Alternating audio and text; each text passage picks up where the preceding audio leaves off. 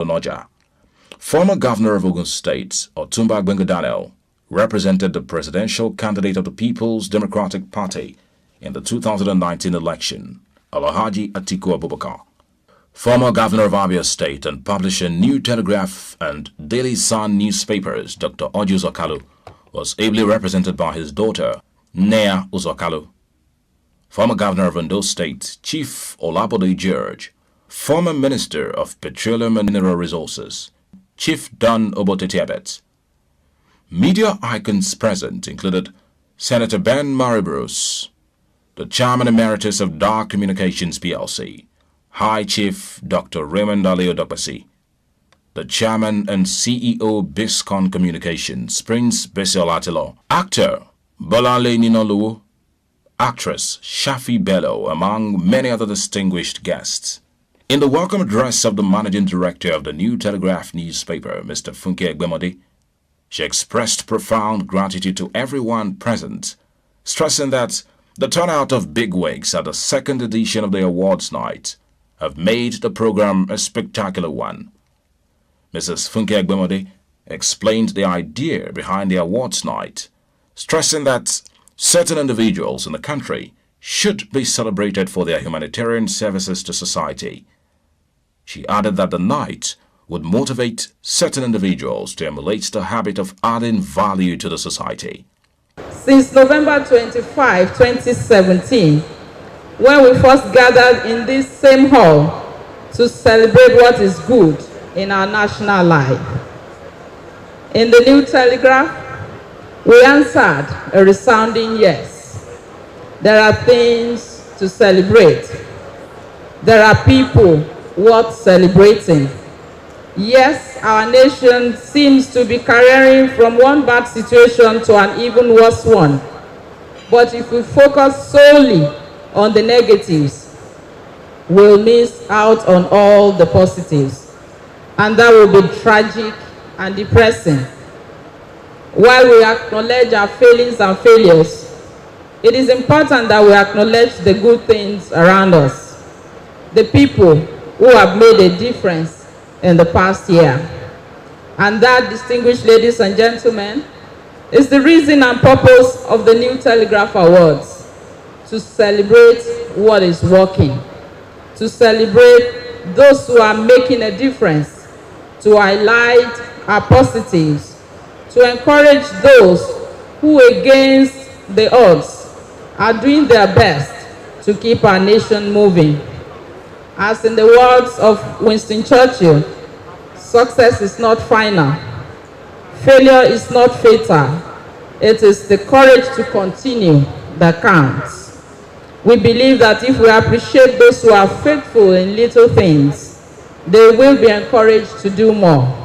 That is why we are here tonight, to celebrate achievements and achievers, to count our blessings instead of dwelling on our errors. There was a short video clip shown to guests to further project the vision of the awards night. The chairman of the day, former governor of Ogun State, Aremo Olusegun Oshoba, CON, expressed delight at the organization of the event and commended the organizers of the awards night. As chairman, I'm not here to take the shine out of the 20 people that we're honoring today. I deliberately brought these programs up here. We have the achievement, the reputation, the image of all our 20 winners. I will plead with you on each table, please go through it. We are not going to be wasting time reading over citations on those that we are going to award. I will want this ceremony to last maximum 2 hours. Most award ceremony end up in chaos and people leaving the ceremony before the end of the ceremony. So I plead with all of us to cooperate and make this as short and as eventful and enjoyable as possible. Once again, Your Excellencies, distinguished ladies and gentlemen, highly praised Nigerians who are here, I welcome you to this ceremony. May God bless Nigeria. Thank you very much. Former Governor of Abia State, Dr. Ojus Okalu, who was represented by his daughter, Neaus Okalu, in his goodwill message, sent his greetings and stressed that the award is aimed at celebrating fantastic Nigerians in their various fields of endeavor. We say a big congratulations to you all. This is a wonderful day, a day of celebration where you have been singled out among many Nigerians by the New Telegraph, Nigeria's most authoritative newspaper in politics and business, for exemplary leadership and adding values to various sectors. I urge you not to rest on your laurels, and I hope that with these awards, you will inspire others to know that there is reward for hard work and dedication to duty. In the words of the late American footballer Vince Lombardi, let me tell you that winning means you're willing to go longer, work harder, and give more than anyone else. To our readers, advertisers, and other stakeholders, we sincerely appreciate your loyalty and support. We shall continually strive to sustain our feet in the media space so as to surpass your expectations. While thanking our guests and other invitees for finding time to honor and celebrate our awardees, let me assure you that we are going to have a swell time. Delicious food, assorted drinks, and a live band here to entertain you. This is a night of celebration. Thank you and God bless. The first sets of awards were presented by the Chairman and CEO Biscon Communications, Prince Bisi Olatilo, and the Managing Director and Editor-in-Chief of the Sun Publishing Limited, Mr. Eric Osage. It was the award for Best Actor of the Year, Male Category 2018, won by Bolale Ninolowo.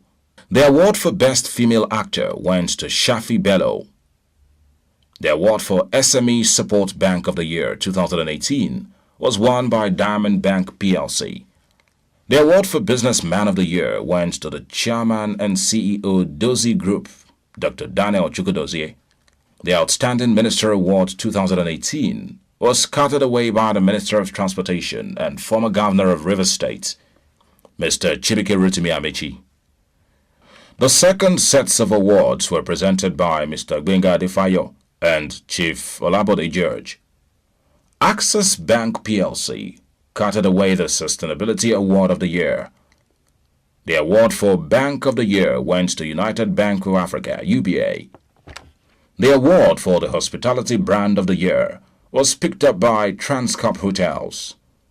The Public Service Award of the Year went to Bureau of Public Enterprise, BPE. After that, Dr. Dereleoni and Ambassador Sami Kinri presented the third sets of awards, beginning with the Humanitarian Award, which was picked up by the John Bosco Foundation.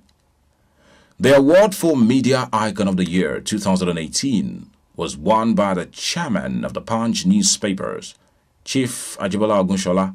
The award for the Governor of the Year 2018 in Youth Empowerment went to the Executive Governor of Kwara State, Dr. Abdul Fatai Ahmed. The fourth sets of awards were presented by Senator Kabiru Yahaya and Solomon Akoma. The Sports Person of the Year award went to Nigerian powerlifter Esther Onyema, who competed in the women's 61-kilogram event in the 2014 Commonwealth Games, where she won a gold medal and set a new world record by lifting 122.4 kilogram in the heavyweight category. I want to say a big thank you to New Telegraph for recognizing me. As you all may know, you know that it's not easy for a physically challenged person. I never dreamed of this award today. It serves as a surprise. In short, I'm overwhelmed over this award. I don't know what to say. I want to thank the organizer of this occasion today. I want to say, may God continue to strengthen you. More grace to your elbow. I also want to thank our brothers and sisters, our daddy in the house, our mommy. Thank you for honoring this occasion. As you all may know, being a physically challenged is not easy. I took it as a sacrifice to myself to continue to serve my country with the passion I have for them. Thank you all. I also dedicate this award to my late mom, who has been there for me. May her soul rest in perfect peace. Also to my coaches, and my well-wishers, my friends, and all of you gather here today to honor me. I say, may the good Lord that I serve continue to bless you all. In Jesus' name I pray. Amen. The award for Politician of the Year went to Senator Bukola Saraki. The award for Governor of the Year 2018 in Agriculture Empowerment and Road Development went to Dr. Devu Mahi of Ebonyi State. On behalf of the Governor of Ebonyi State, Engineer Chief David Mahi, who I received this award for, I thank New Telegraph for this recognition, acknowledgement, and honor. God bless you. Congratulations. The award for Governor of the Year 2018 on Security was picked up by the Executive Governor of Kogi State, Alhaji Yahaya Bello. After that, Senator Adeshaya Ogunlewe, alongside former Managing Director of the Niger Delta Development Commission NDDC, Mr. Timi Alaibe, presented the Media Icon of the Year Award, broadcast category, to Dr. Raymond Aleo Dokbesi. Ladies and gentlemen, please permit me first and foremost to thank the panel of judges, to thank the Managing Director of the New Telegraph, who I must confess I'm her special mentor, I'm a special admirer of her, and to thank all Nigerians, and especially the entire staff, living and dead, of DAR Communications PLC that made this possible. Thank you very much. The Corporate Leadership Award 2018 went to the Managing Director and Chief Executive Officer of the Niger Delta Development Commission NDDC and the APC governorship candidate in Akwa Ibom State in the 2019 general election, Mr. Nsime Ekere. Gratitude to the New Telegraph newspapers on behalf of the staff, management and board of the NDDC and the Niger Delta region. Thank you. This is 2 years in a row. We appreciate the recognition. God bless you. The award for the most outstanding public servants went to the former governor of Lagos State, Mr. Babatunde Raji Fashola, for his diligent service to humanity. The Governor of the Year Award in Human Capital Development and Infrastructural Development was won by the Executive Governor of Delta State, Dr. Ifeanyi Okowa. Chief Don Obot Etiebet and Senator Itai Enang presented the Governor of the Year Award in Good Governance to the Governor of Bayelsa State, Dr. Siriaka Dixon, who expressed profound gratitude to the organizers for recognizing true leadership. He dedicated the award to the people of Bayelsa State. Ladies and gentlemen, first of all, I would like on behalf of my team, on behalf of the government and indeed the good people of the great state of Bayelsa, thank and appreciate the management, the managing director, the editors, and all of those who are doing a great job in the New Telegraph newspaper for this recognition, for this award. We are very grateful, we appreciate this, and we take it as an encouragement to do even more. There's no doubt that in the last 7 years, our state has changed in all its critical sectors. And this award being on good governance, it goes to further encourage us to continue to build on the foundation of peace, foundation of transparency, the foundation of an inclusive government, and to also do more in enthroning stability and peace. And finally, I would like to use this opportunity to call on security agencies, to call on political leaders across all divides to ensure that nothing is done to jeopardize the peace and the stability that our state has become known for. Thank you very much for this, and God bless you all. The award for Governor of the Year in Health Development went to the Executive Governor of Kano State, Alhaji Abdullahi Umaru Ganduje. On behalf of the good people of Kano State, on behalf of my intimidating entourage, on behalf of my wife, behalf of my daughter and my son-in-law, and lastly, on behalf of myself, I sincerely thank the Board of Directors, management, and staff of New Telegraph for this very, very important award that I won 2017 and now 2018 back to back. I have to thank this very important organization, especially on the issues of education and health, which are very, very important in human development.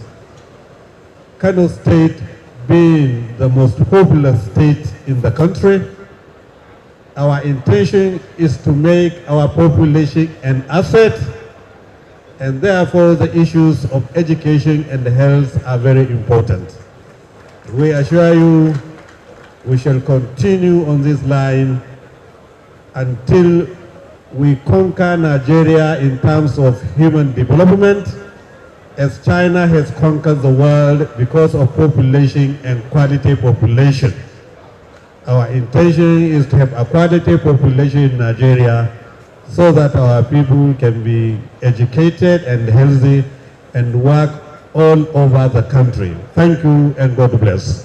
The award for Political Icon of the Year was won by the former Vice President of Nigeria and PDP presidential candidate in the 2019 general election, Alhaji Atiku Abubakar. It was picked up by his representative, former Governor of Ogun State, Otumba Gbenga Daniel. Let me, on behalf of His Excellency Atiku Abubakar, Grand Commander of the Order of the Niger, thank the management of New Telegraph for this great honor. Atiku Abubakar was planning to be here today, but regretfully had to detour to Adamawa to resolve a few local issues. He has asked me to thank all of you for doing him this great honor, but more than anything else, he has asked me to dedicate this award to all the unemployed people of Nigeria. He has asked me to pledge that by the special grace of God, we are going to get Nigeria to work again. He has asked me to inform you that the proper campaign is open tomorrow, and tomorrow he will unveil the policy document of his campaign. He has asked me to assure you that this campaign is going to be an issue-based campaign, and he has asked me to tell all of you to please open article.org tomorrow by this time, and you'll find the policy document, and we'll subject this document to the best of debates in the coming weeks so that together we can plan to see how to get Nigeria working again. Once again, congratulations. Congratulations. The chairman and CEO BOA, Alhaji Abdul Samad Rabiu, who was represented by Boas Cement's executive director, Kabiru Rabiu, was presented the Telegraph Man of the Year award, after which the governor of Sokoto State, Alhaji Aminu Waziri Tambuwal, was given the New Telegraph Man of the Year award. It is indeed an honor and privilege to be so recognized as Man of the Year 2018 by the New Telegraph newspaper here in Nigeria. I thank the management and staff of this very, very important and serious publication, and I appreciate the support of my two leaders here present, His Excellency Aremo Baba Oshoba and my dear brother OGD, two former governors of, incidentally, Ogun State, certainly one of the most greatest states in Nigeria. I thank Madam Funke Ebomode and her team, Madam President of the Guild of Editors and Managing Director and Editor-in-Chief of Telegraph for this recognition.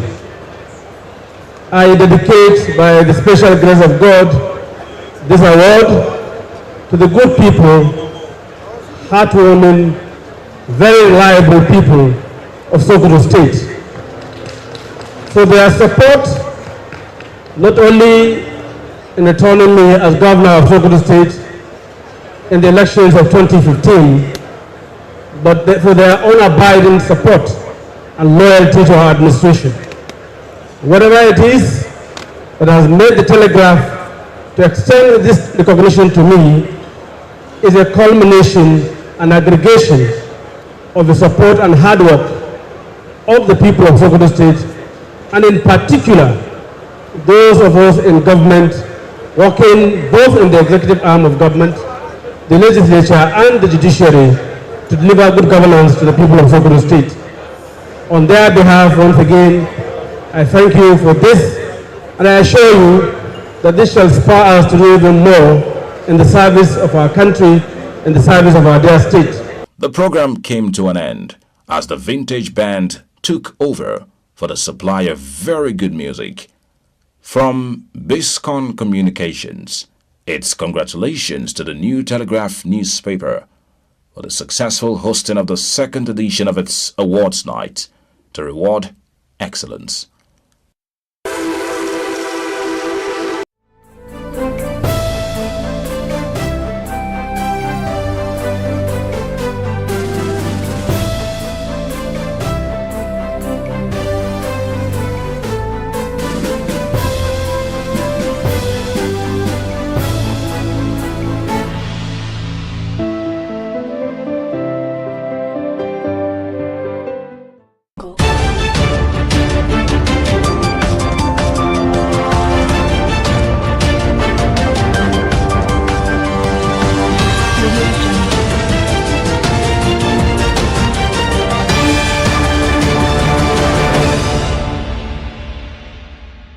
Hello and welcome to Biscon Television News today. I'm Stella Opara.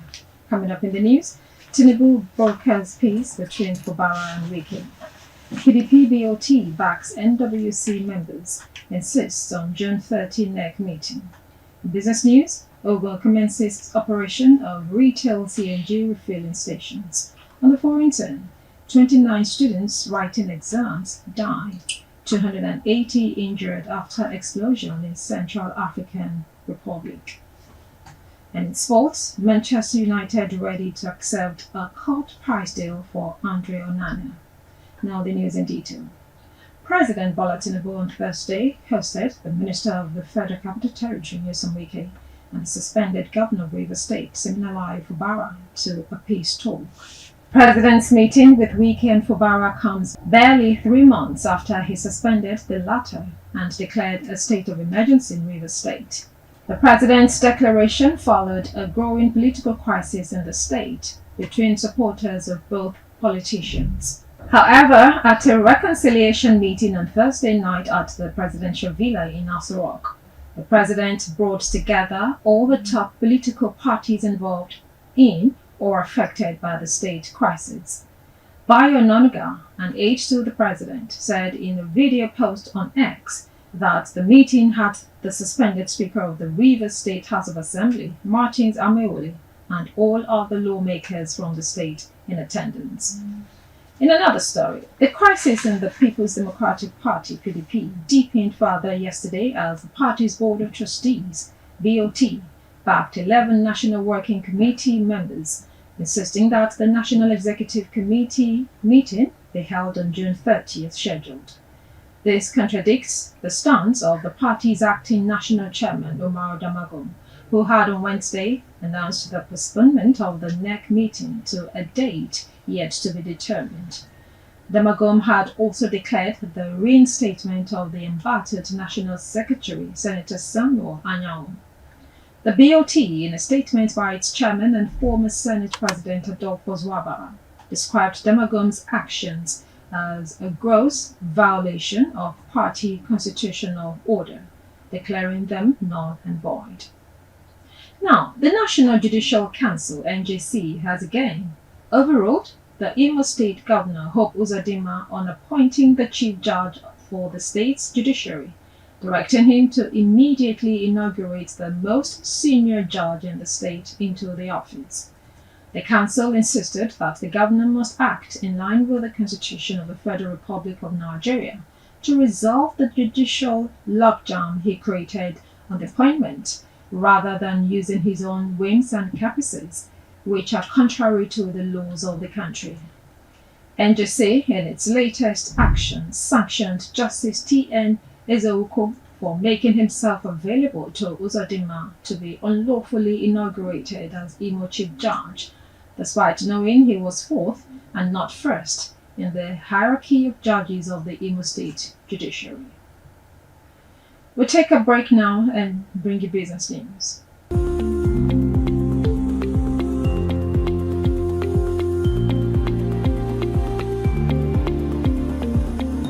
Welcome back now to business news.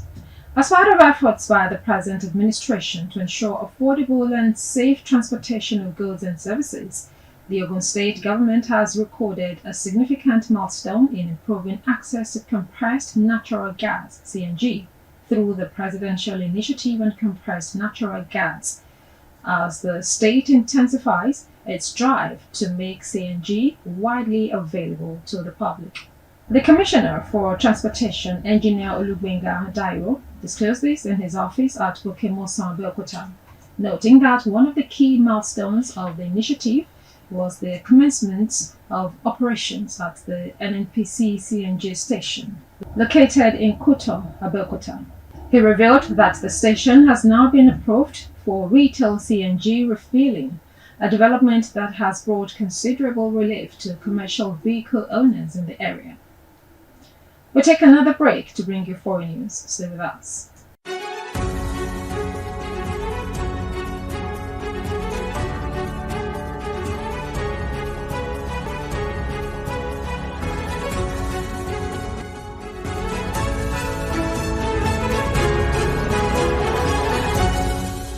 Welcome back to Biscon TV News, now to foreign news.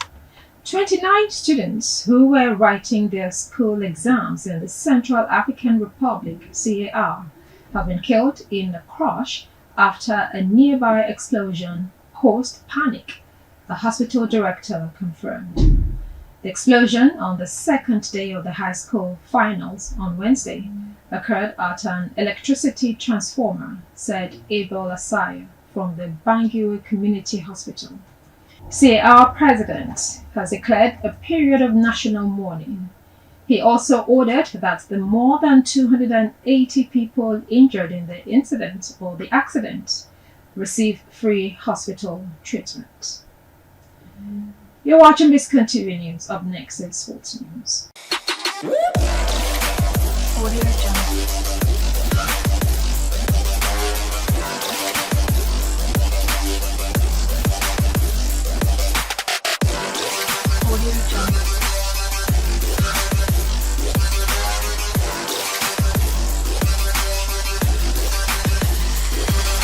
Hello and welcome to Sports segment on Biscon TV News.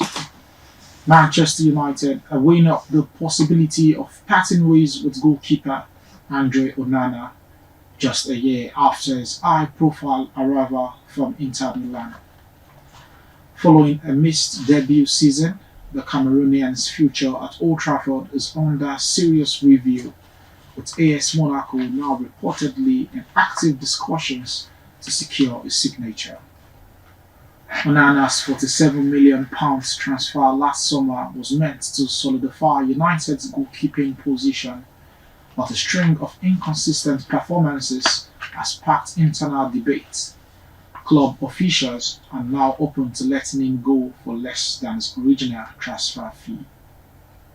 And now in the Club World Cup, Real Madrid and Al Hilal have progressed to the knockout stages of the 2025 FIFA Club World Cup after a convincing victory against their respective opponents. Vinicius Jr. scored one and set up another as Real Madrid secured a 3-0 victory over RB Salzburg on Friday to seal the top spot in Group H and advance to the Club World Cup round of 16. The 3-0 victory lifted Real Madrid to the top and will see Xabi Alonso's side now face Juventus in the round of 16. In the other game, Al Hilal beats Mexico's side Pachuca 2-0 to reach the knockout stage of the Club World Cup. The big spending Saudi club's first win of the tournament, enough to send them through as Group H runners-up behind Real Madrid. The 4 times Asian champions will meet Manchester City in Orlando on Monday. That's all on sports.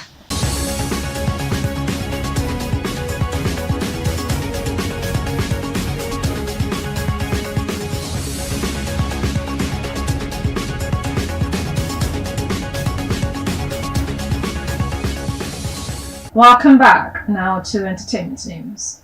Organizers of the 2025 Summer Jam Festival have stirred controversy after removing Nigerian Afrobeats icon Davido from the list of headlining performers and replacing him with his longtime rival Burna Boy. The update, shared on the festival's official Instagram account on Wednesday, June 25, immediately ignited a heated exchange between Davido's 30 BG fan base and Burna Boy's supporters, known as the Outsiders. In the post, the organizers stated, and I quote, "We are truly heartbroken to announce that Davido will no longer be performing at Summer Jam 2025 due to logistical challenges. But we've come up with a master plan, the return of the African giant." End of quote, referring to Burna Boy's inclusion, as the master plan didn't go down well with many Davido fans, who interpreted the language as a subtle jab at their favorite. And that's the news for now on Biscon Television, compiled and produced by Joseph Elize. Now the last line. Confucius said, "Life is really simple, but we insist on making it complicated." I'm Stella Opara. Thank you for watching.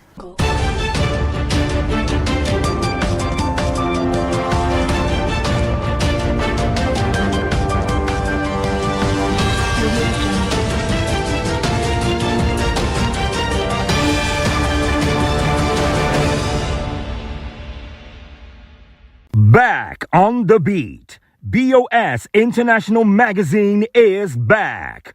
It's bold, it's fresh, it's everything BOS in print. By popular demand, the magazine you've missed, the one that once traveled side by side with the Biscon show, is back. Reimagined for today, reborn for tomorrow. Once a flagship companion to the BOS brand, BOS International Magazine returns to reclaim its space, not just as a publication, but as a powerful extension of the BOS experience. From the vibrant pulse of people and politics to the fast lanes of sports and lifestyle, from the quiet corridors of influence to the vibrant streets that shape our culture, BOS International Magazine is your passport to the stories that matter. We shine the spotlight on the bold, the brilliant, and the beautiful. We capture the essence of Nigeria and the heartbeat of its people. We tell stories that inspire, profiles that endear, news that resonates, and moments that live forever in print. It's not just a magazine, it's a movement, it's a mirror, it's BOS on a page. BOS International Magazine. News, sports, people, politics, places, lifestyle. By popular demand. Back in your hands. And once again, the perfect complement to BOS on screen. Every Monday on this station at 11 p.m., the spotlight comes on. It's the Biscon Show. From the heart of the action to your screen, BOS brings the glitz, the glamour, and the stories that matter. airing on AIT, streaming on Biscon TV through GoTV channel 144 and across Instagram, YouTube, Facebook and TikTok. We're everywhere you are. From star-studded weddings to political events, corporate galas to celebrity interviews, BOS takes you behind the scenes with style, class, and authenticity. Powered by Biscon Television, our cameras don't just capture moments, we make them unforgettable. With crystal clear visuals, exclusive features, and premium storytelling, we bring you the faces, the voices, and the vibes that shape our world. Hosted by the legendary Prince Biscon, it's more than a show. It's a celebration of life, culture, and excellence. For news, events, and entertainment that shine bright, stay tuned. The Biscon Show. Every moment, pure magic.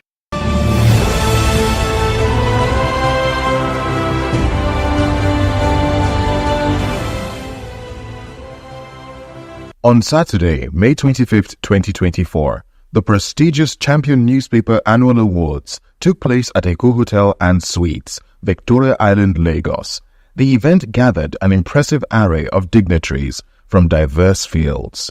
They include the chief host, Dr. Mrs. Nwaduto Ihe-Akanwa, Group Managing Director and Editor-in-Chief of Champion Newspaper Limited, along with her husband, Pastor Uche Ihe-Akanwa.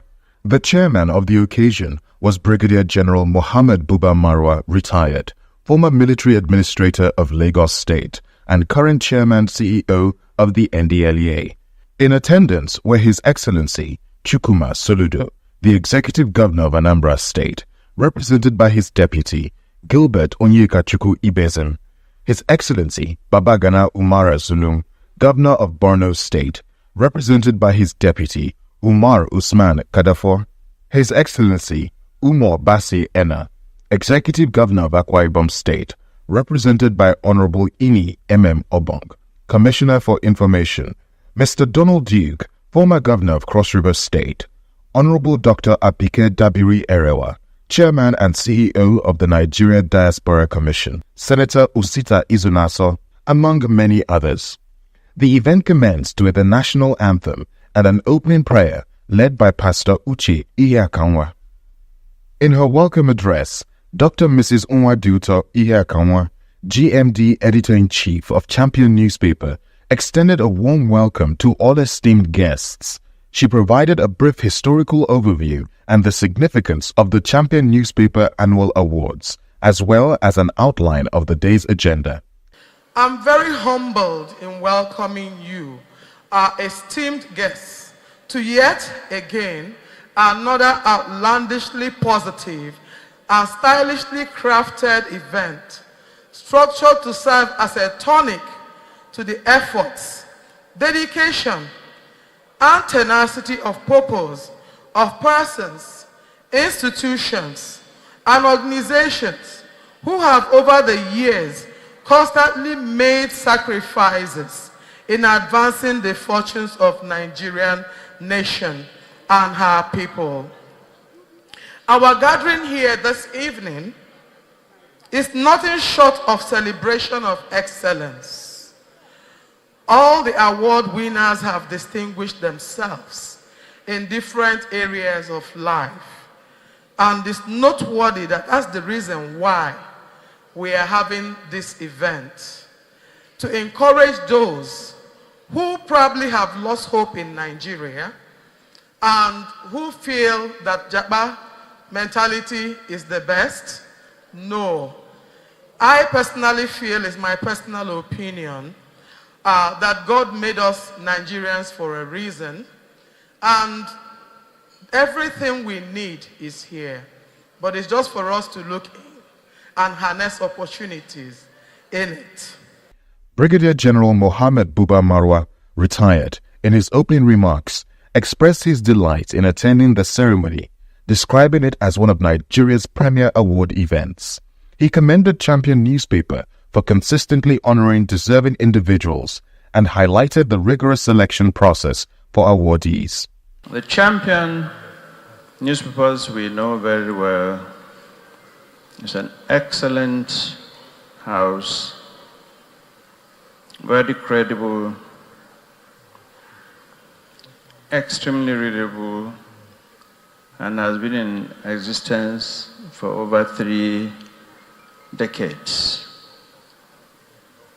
Now the business tonight is to give awards to deserving persons and organizations who have done very well and excelled in their various fields. These awards don't come easy.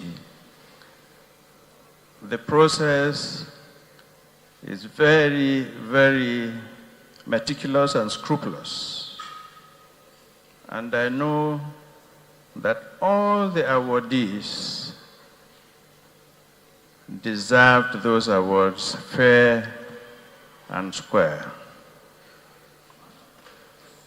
The purpose of awards such as this is to encourage the recipients to do even more in their areas of expertise, in their areas of calling, and also to let Nigerians and the world to know that if you work hard enough and receive an award, there's a reward for it. I should take this opportunity at this time to congratulate all the awardees for a job well done. As chairman of the NDLEA, Marwa also took the opportunity to address the pressing issue of drug abuse in the country. Clearly, 80 to 90% of us here are parents. And as parents, we have responsibilities for our children, to bring our children up properly and to lay the correct example. Any parent who does drugs and sends the children to buy already is putting he's laying the carpets for the child to follow his footsteps. Because one day that child is going to say, let me try this thing that mama or papa is sending me to buy. We must begin by setting the right example, and we should pay more attention to our children. Please, we should bring our children up properly like the old times. The event featured a captivating dance performance by the Afric Image Concept Dance Troupe. Highlight of the evening was the award presentations, recognizing outstanding contributions across various sectors. The Champion Newspaper Face of Democracy Award was presented to the Executive Governor of Akwa Ibom State, Pastor Umar Basi Ena, ably represented. Ably represented by the Commissioner of Information and Transport, I present this award. Congratulations.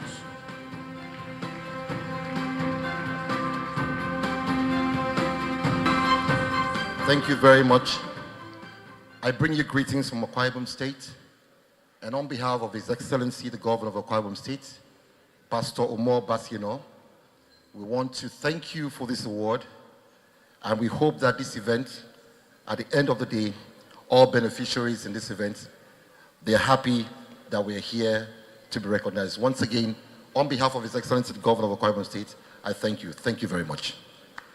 Chief Diana Chen, chairman of CIG Motors, received the Champion Newspaper Auto Company of the Year award. Dr. Toya Patrick Cole, ably represented, was honored with the Champion Newspaper National Peace Ambassador for the Year 2023 award, while Honorable Dr. Abike Dabiri Erewa, chairman and CEO of the Nigeria Diaspora Commission, received the 2023 Champion Newspaper Excellence in Service award.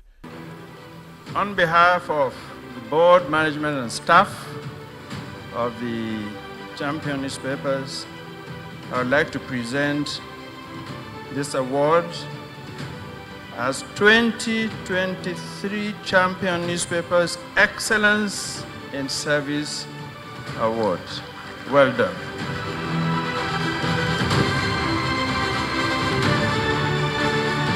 Excellencies, ladies and gentlemen, thank you, Champion Newspapers, for considering me deserving of this Woman of Excellence Award. Coming from you, it's an honor. I'm humbled, and I'm honored, and I'm privileged.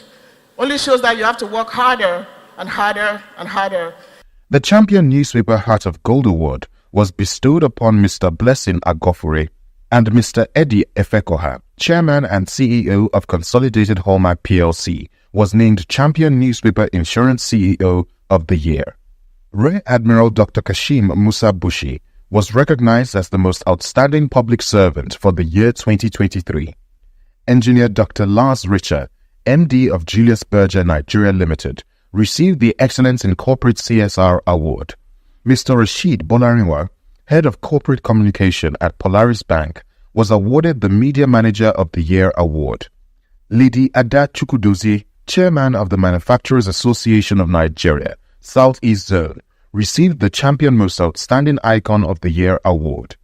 The Champion Newspaper Governor of the Year Award went to His Excellency Charles Chukwuma Soludo, represented by his deputy, Dr. Gilbert Ibezim. Be complete without proficient mention of Professor Charles Soludo, his work at the Central Bank and the work he's doing at Anambra State. He's not here with us, but he's ably represented by the Deputy Governor, so it's my honor to pass this on to you, and please do give him our regards, warm regards, and our warm regards, and encourage him to do more for our state and our nation. Thank you. On behalf of Mr. Governor of Anambra State, Professor Chukwuma Charles Soludo, CFR, deeply appreciate this award. First, we dedicate it to the Almighty God. Secondly, to the solution team, the people in government who have made this to work. And thirdly, to Ndi Anambra in general. This is work in progress. And to him who much is given, much is expected.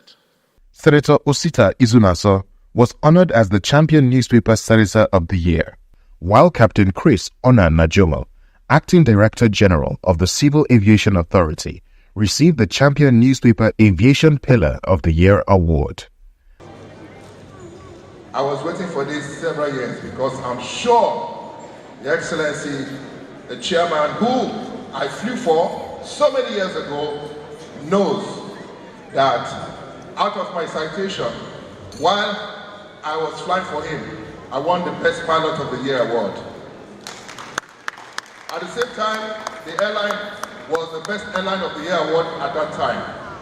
It's been such a long journey, 43 years of flying in the skies, and I give all glory to God. I know that the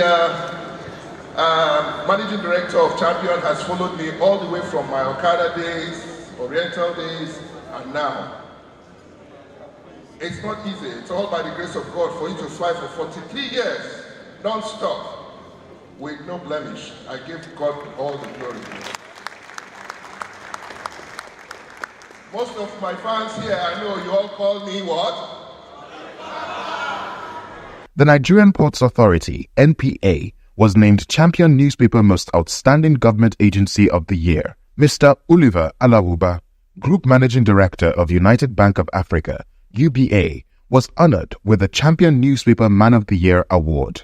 His Excellency, Peter Obi, was recognized with the Champion Newspaper Most Impactful Politician of the Fourth Republic Award. 2023 Champion Newspapers Philanthropist of the Year.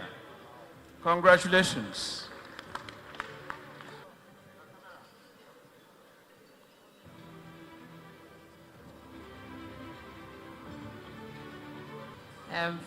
First, I want to say thank you to Champion Newspaper for deeming it fit to recognize my presence amongst the 200 million Nigerians. I feel very privileged. Thank you very much, ma'am. I don't take these awards for granted.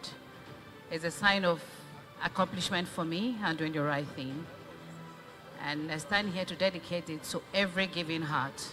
Every giving heart, this is for you. Thank you very much. And have a good day. Lastly, Barrister Mrs. Catherine Uju Ifejika, OFR, Chairman and CEO of Britannia U, received the Champion Newspaper Most Outstanding Corporate Leader of the Year award. I want to say a big thank you to the board and management of Champion Newspaper for this honor. The honor is very remarkable in the sense that the honor would not have come without someone like my husband standing by me, my children, all there for me, both adopted and biological, and the staff of Britannia U. So if they are celebrating Mrs. Uju Ifejika as the corporate leader or anything, a tree cannot make a forest. Everything that we've been able to achieve is done in collaboration with my team, the board, the management and staff of Britannia U. And we are saying that we are going to do even greater things. Thank you. The 2024 Champion Newspaper Awards concluded on a jubilant note, celebrating excellence and outstanding achievements across the nation.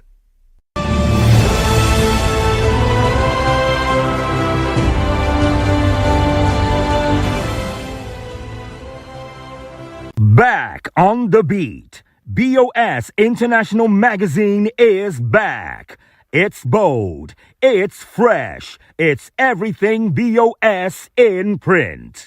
By popular demand, the magazine you've missed, the one that once traveled side by side with the Biscon show, is back. Reimagined for today, reborn for tomorrow. Once a flagship companion to the BOS brand, BOS International Magazine returns to reclaim its space, not just as a publication, but as a powerful extension of the BOS experience. From the vibrant pulse of people and politics to the fast lanes of sports and lifestyle. From the quiet corridors of influence to the vibrant streets that shape our culture. BOS International Magazine is your passport to the stories that matter. We shine the spotlight on the bold, the brilliant, and the beautiful. We capture the essence of Nigeria and the heartbeat of its people. We tell stories that inspire,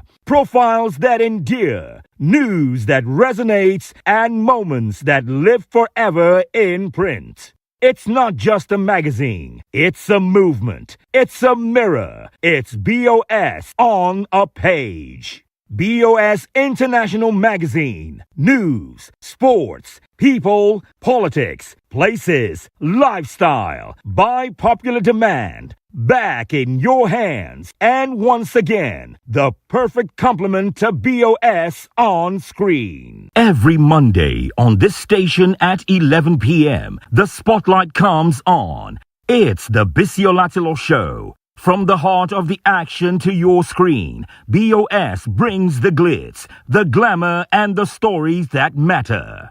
Airing on AIT, streaming on Biscon TV through GoTV channel 144, and across Instagram, YouTube, Facebook, and TikTok. We're everywhere you are. From star-studded weddings to political events, corporate galas to celebrity interviews, BOS takes you behind the scenes with style, class, and authenticity. Powered by Biscon Television, our cameras don't just capture moments, we make them unforgettable. With crystal clear visuals, exclusive features, and premium storytelling, we bring you the faces, the voices, and the vibes that shape our world. Hosted by the legendary Prince Biscon, it's more than a show. It's a celebration of life, culture, and excellence. For news, events, and entertainment that shine bright, stay tuned. The Biscon Show. Every moment, pure magic.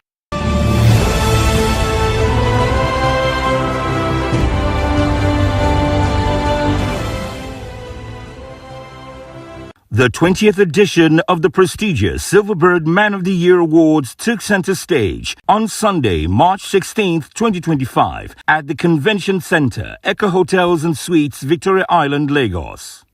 The Silverbird Man of the Year Award is a prestigious annual recognition established by Silverbird Group, founded by Senator Ben Murray Bruce. The award honors exceptional individuals who have made significant contributions to Nigeria's development in various sectors. The grand event attracted an illustrious gathering of dignitaries from various spheres of life, making it a night of celebration, recognition, and excellence. In attendance were notable personalities, including Governor Babajide Sanwo-Olu, the Executive Governor of Lagos State, accompanied by his wife, Dr. Mrs. Claudiana Ibijoke Sanwo-Olu. Governor Biodun Oyebanji of Ekiti State also graced the occasion, alongside Barrister Ifeanyi Osai, the Deputy Governor of Enugu State, who represented Governor Peter Mba. The Lagos State Secretary to the Government, Barrister Mrs. Abimbola Salunde, former Governor of Ekiti State, Dr. Kayode Fayemi, was in attendance, along with the Honorable Minister of Works, Mr. Dave Umahi. Of the distinguished guests included Chief Ayo Fayose, former Governor of Ekiti State, Otumba Niyi Adebayo, former Governor of Ekiti State, Prince Biscon, Chairman and CEO of Biscon Communications. Also in attendance were Chief Alex Onyema, Chairman and CEO of Airpeace, Senator Okpeyemi Bamidele, Senator Yemi Adaramodu, and Chief Wale Olanipekun, SAN. The evening commenced with the rendition of the Nigerian national anthem, setting a patriotic tone for the glamorous occasion. The first set of awards presented were posthumous honors recognizing the legacies of Professor Tam David West, Chief Alex Akinyele, former Minister of Information, Alhaji Ahmed Joda, OFR, CON, CFR, and Professor Mrs. Dora Akunyele. Their remarkable contributions to Nigeria's development were acknowledged with deep reverence.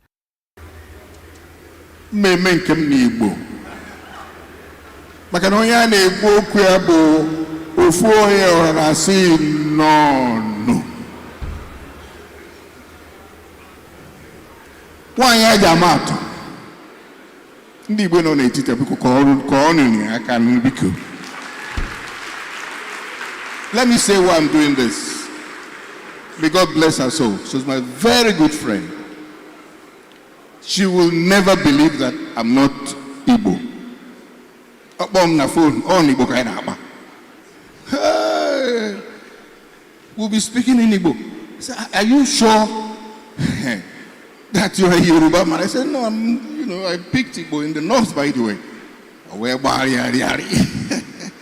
Ladies and gentlemen, please put your hands in for Professor Akunyele again.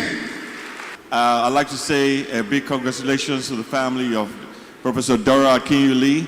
I remember meeting her for the first time in early 2000, and she was the first Man of the Year recipients in 2005 at the Silverbird Galleria. That was the very first time we had a Silverbird Man of the Year, and we're very proud, and she's very deserving of this very title. Congratulations to your family.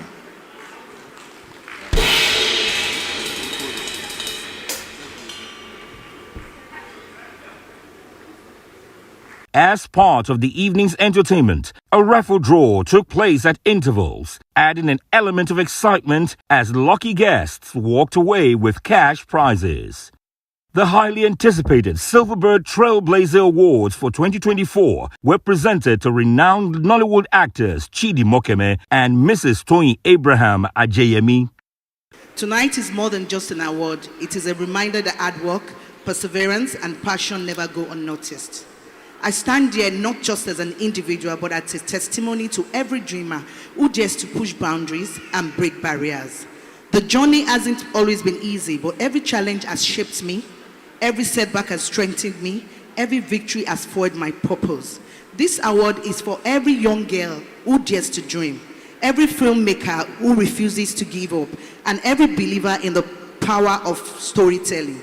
To my incredible team, my mentors, my colleagues, and everyone who has been part of my journey, your support, encouragement, and belief in me has made this moment possible. To my family, my husband, Mr. Kolawole Ajayemi, and everyone who have supported me, thank you so much. Silverbird, thank you. Senator Bruce, thank you so much, sir. Eshegon, and the journey continues. The best is yet to come. Thank you so much once again. Eshegon. Silverbird, thank you. The Silverbird 2024 Achievement Award was conferred on Ayodele Animashaun, CEO of HIP TV, while the Silverbird Most Influential Influencer Award for 2024 was won by Habib Hamzat, popularly known as Pella. I'm so grateful. Thank you, Silverbird. God bless you. I don't know I will win this award. My contestants are very strong, and I did it with my baby over here. It's so powerful, and we have it together. Yes, come and speak. You go do this. Thank you, Silverbird. Thank you, everybody that is here. Thank you for your support. We love and appreciate all of you. Thank you. Thank you, the governor. Thank you, the president, Mr. Sanwo-Olu. God bless you, sir. Every head posing. God bless you. All my fans, they try for me. Everywhere, they don't enter the YouTube, they don't spread everywhere. God bless you. You guys are too. Nollywood icon and former Delta State Commissioner for Culture and Tourism, Richard Mufedamijo, RMD, was honored with the Silverbird Lifetime Achievement Award. I want to thank everyone that has invested in my journey in one way or the other. All the producers, all the directors, every scriptwriter, everybody that has helped me. My godfathers from Governor Odwa, who gave me a chance to go into politics, to Chief Mike Adenuga, who always watches my back, and to every other person, Governor Sanwo-Olu, who is here, who has made me always feel welcome in Lagos. Married to an Ekiti woman, by the way. Tonight is turning out to be an Ekiti night. At least now I know who to call when I need to send her back to Ekiti. I have about 5 or 6 people to call here. But very seriously, thank you very much, Senator Ben Bruce. Many years ago, as a younger man, when we see you on television, all we wanted to be was the personification of a showbiz impresario. That's how I used to refer to you at the time. And I'm glad today that I'm receiving an award from an organization that you have created. Thank you very much, sir, and God bless you. Meanwhile, celebrated music mogul Michael Collins, popularly known as Don Jazzy, was recognized with the 2024 Silverbird Extraordinary Music Promoter of the Year Award. Delivering his speech, the convener of the Silverbird Man of the Year Awards, Senator Ben Bruce, expressed immense joy at the success of the event. He took the audience on a heartfelt journey through his life and career, emphasizing the greatness of the black race on a global scale. As I look into the audience, I see that the world has changed. It's not what it was. It's a different world today. If you look at America, you look at Germany, you look at Great Britain, everybody thinks of themselves. It's no longer about the rest of us. They think of themselves. In the course of my journey over 45 years, I've had the honor and privilege to have met many great people in my life.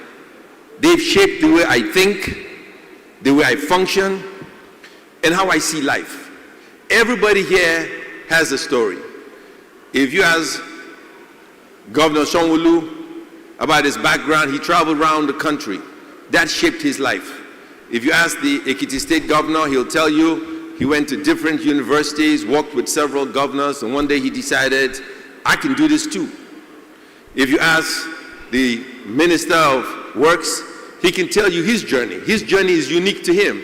If you ask Alan Oyama, he'll tell you about his journey. Today, I want to tell you about my journey. My journey began when I graduated from the university. I wanted to understand the world.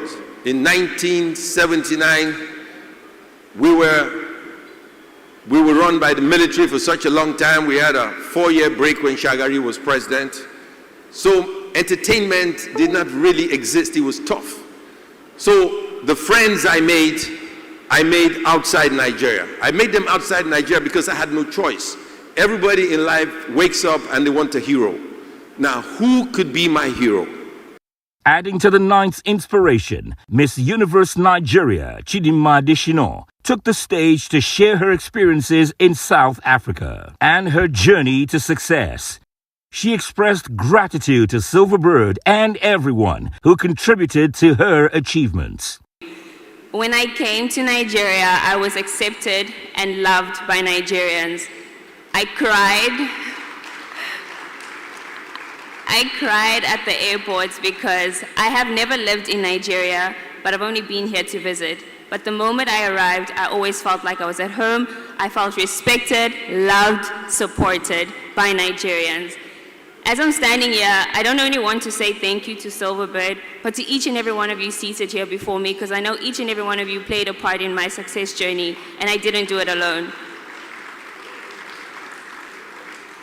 I then proceeded to go to Mexico to represent Nigeria at the Miss Universe stage. It was not easy because Nigeria was not a recognized country in pageantry. However, I had a huge support structure, and that's how I left Nigeria on the mark, by making Nigeria's highest placement at Miss Universe as the Miss Universe First Runner-Up 2024. The award presentations continued with the Silverbird Minister of the Year 2024 award, which was bestowed upon Senator David Umahi, the Honorable Minister of Works. In his acceptance speech, he extended his appreciation to the Silverbird Group and highlighted the remarkable achievements of the Tinubu administration in infrastructure development. I want to thank the Silverbird Group for this very unique award. My son seated by my side said to me, Senator Ben Bruce loves you so much. I say it's the public that gave me the award, it's not him. It was by voting. But I want to say, sir, that I'm very grateful to you for your mentorship and your commitment to building a great Nigeria and for your support for Mr. President. We remain very grateful to you. I dedicate the award first to my beautiful wife, who couldn't come but sent our first son, Engineer Osborne, to represent all of us. And to all my children, especially my last daughter, whom I call my mother. And to the great Umahi's family. Many of them are here. And of course to my Minister of State, Minister of Works, my PAM Secretary, all the directors and every staff of Ministry of Works. They gave me the cooperation and the space to thrive. One of the evening's major highlights was the presentation of the Silverbird Governor of the Year 2024 award to Governor Babajide Sanwo-Olu of Lagos State. In his acceptance speech, he expressed gratitude to the organizers and welcomed esteemed guests to Lagos, the state of aquatic splendor. He paid tribute to President Bola Ahmed Tinubu for laying the foundation for the modern Lagos that continues to thrive today.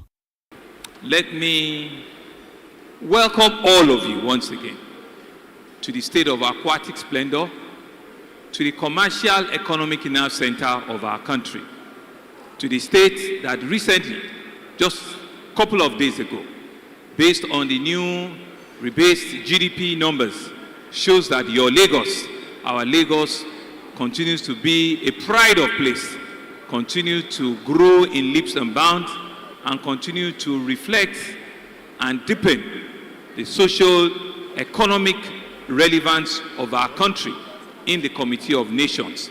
Lagos will continue to carry that shoulder for the benefit of all Nigerians. And through that, it's important that we acknowledge and recognize my leader, my father, the president of the country, President Bola Ahmed Tinubu, who was the 12th governor of the state, the founders that laid the foundation, that we are putting all the building blocks, who today also sits as the commander-in-chief of the armed forces and has continued to show to our country that once the leadership is right, then the followership have a path to grow. We want to thank you, sir. I want to say that all of the support you continue to give Lagos and all the states and the country, we appreciate you, sir. Is in unison. And to all of our citizens who continue to support us, it's all for you. All of you on the stage that are my cabinet members, my friends, and to say that, we're in this journey together and we'll birth, the real leader, the Lagos of our dream in our time. And of course, on the family front, to thank my wife, the children, everybody that has continued to pray with us, and want to wish us all the best. Lagos is your Lagos, is our Lagos, and the home that we'll all be truly, truly proud of. Thank you very much again, Silverbird. It's an honor to be your 15th governor. Thank you. The Silverbird Governor of the Year award was also presented to Governor Peter Mbah, whose efforts in governance were duly recognized. However, the climax of the evening was the crowning of Governor Biodun Oyebanji of Ekiti State as the Silverbird Man of the Year 2024. Overwhelmed with gratitude, he dedicated the award to the hard-working people of Ekiti State and acknowledged the countless efforts behind the scenes that contribute to success. I give God all the glory for a day like this. I thank Him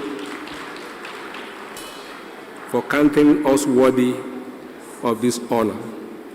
My appreciation, first of all, goes to Silverbird Group for nominating us and to Nigerians that voted for us. Tonight's award is not about me. I stand there seeing myself as a captain of a team that has just won a championship. In that match, the captain may not be the best player.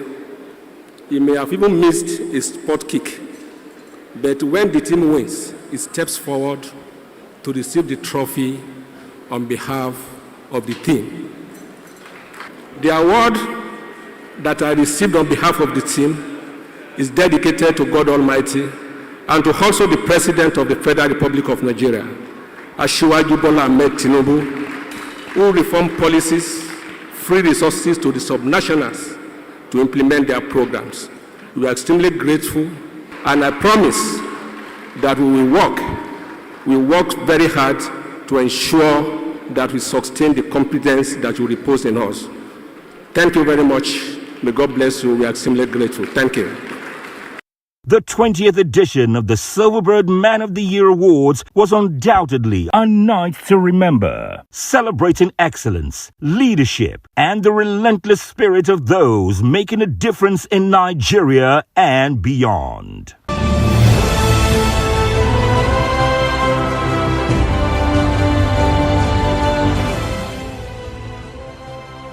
Every Monday on this station at 11 p.m., the spotlight comes on. It's the Bisi Olatilo Show. From the heart of the action to your screen, BOS brings the glitz, the glamour, and the stories that matter.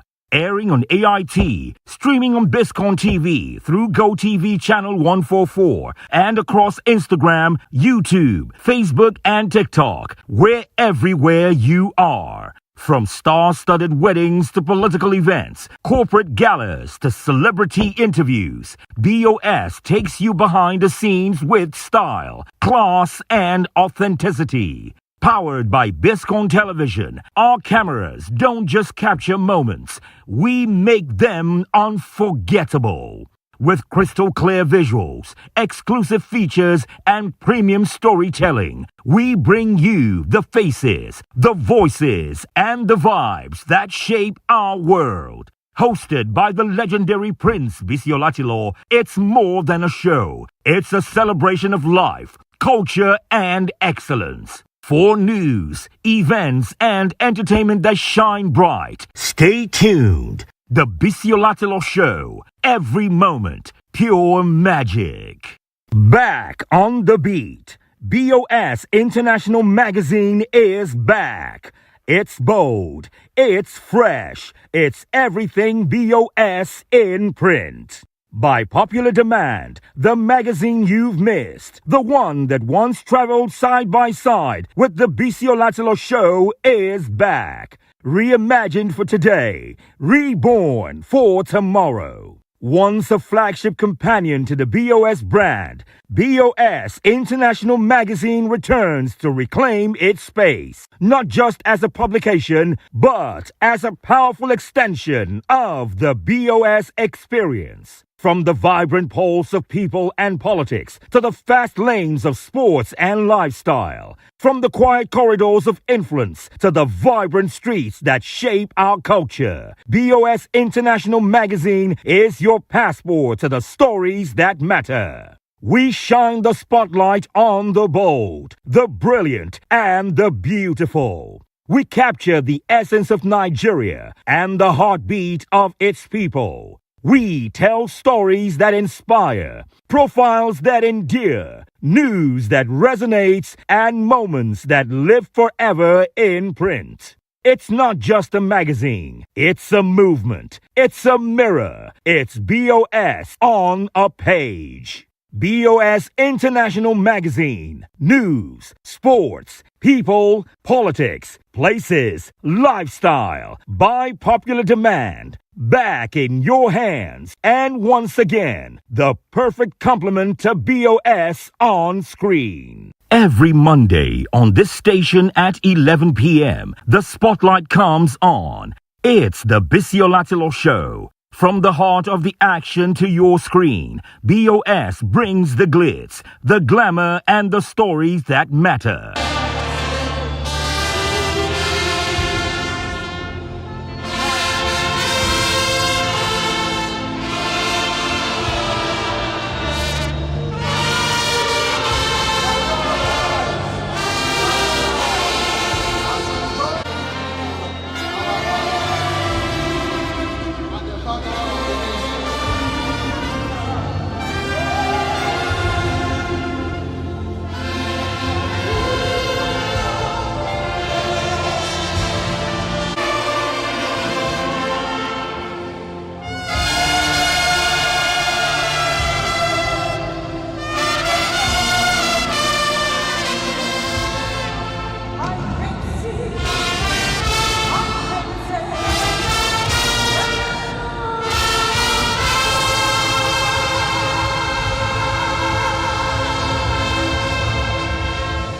Airing on AIT, streaming on Biscon TV through GoTV channel 144, and across Instagram, YouTube, Facebook, and TikTok. We're everywhere you are. From star-studded weddings to political events, corporate galas to celebrity interviews, BOS takes you behind the scenes with style, class, and authenticity.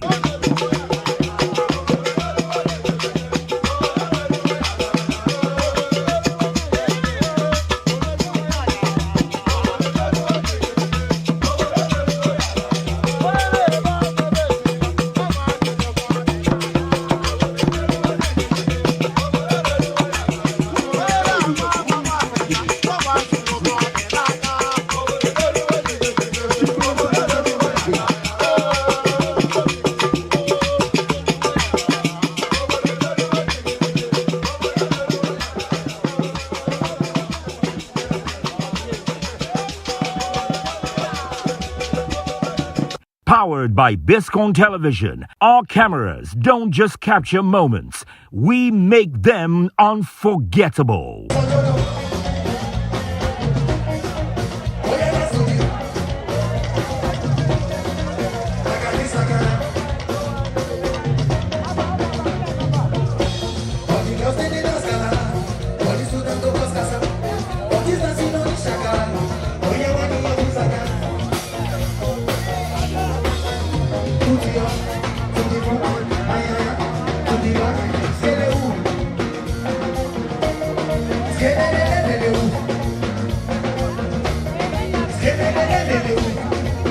with crystal clear visuals, exclusive features, and premium storytelling. We bring you the faces, the voices, and the vibes that shape our world. Hosted by the legendary Prince Biscon, it's more than a show. It's a celebration of life, culture, and excellence.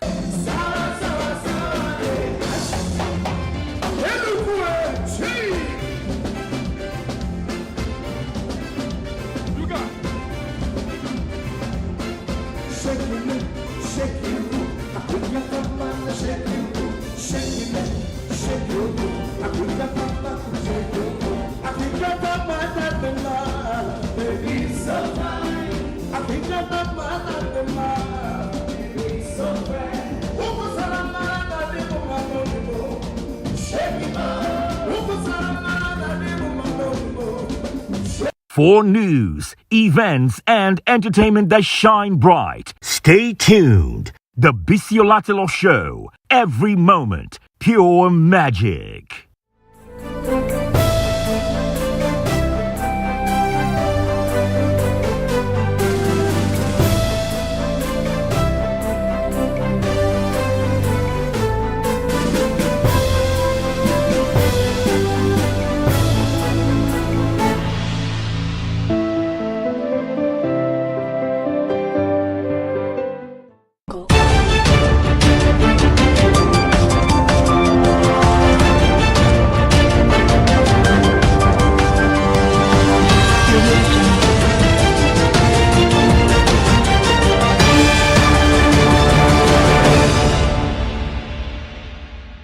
Hello and welcome to Biscon Television News today.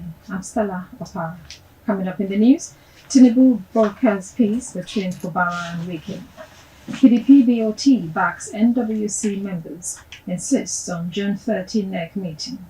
Business news, Ogun commences operation of retail CNG refilling stations. On the foreign turn, 29 students writing exams die. 280 injured after explosion in Central African Republic. And in sports, Manchester United ready to accept a court price deal for Andre Onana. Now the news in detail.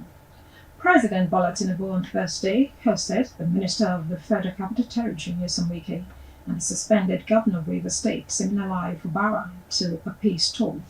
President's meeting with Wike and Fubara comes barely 3 months after he suspended the latter and declared a state of emergency in Rivers State. The president's declaration followed a growing political crisis in the state between supporters of both politicians. However, at a reconciliation meeting on Thursday night at the presidential villa in Aso Rock, the president brought together all the top political parties involved in or affected by the state crisis. Bayo Onanuga, an aide to the president, said in a video post on X that the meeting had the suspended Speaker of the Rivers State House of Assembly, Martins Ameoli, and all other lawmakers from the state in attendance. In another story, the crisis in the People's Democratic Party, PDP, deepened further yesterday as the party's Board of Trustees, BOT, backed 11 National Working Committee members, insisting that the National Executive Committee meeting be held on June 30th scheduled. This contradicts the stance of the party's acting national chairman, Omar Damagum, who had on Wednesday announced the postponement of the NEC meeting to a date yet to be determined.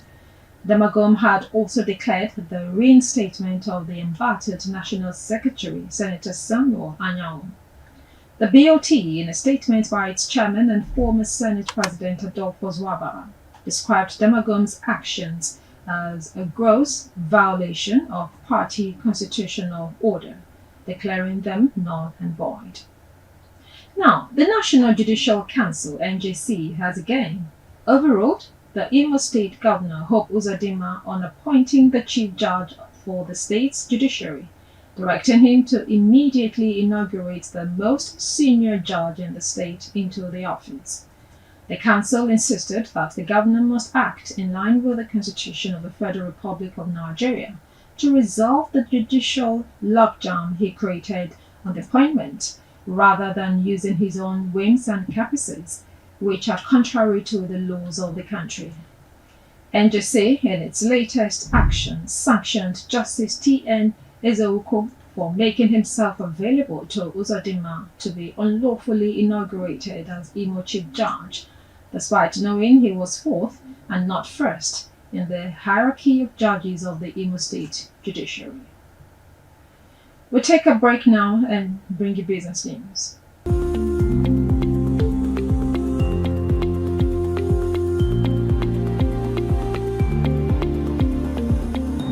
Welcome back now to business news.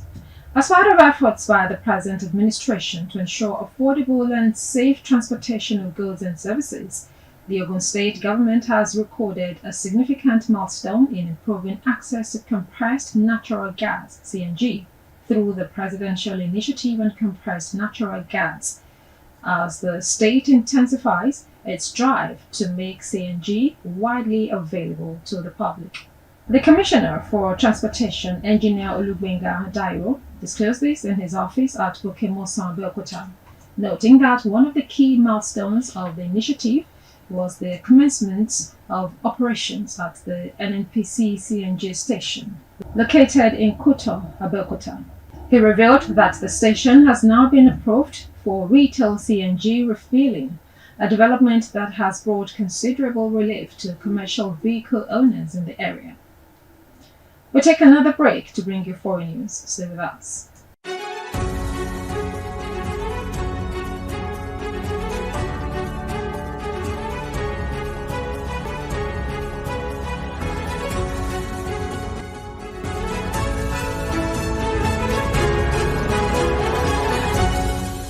Welcome back to Biscon TV News, now to foreign news.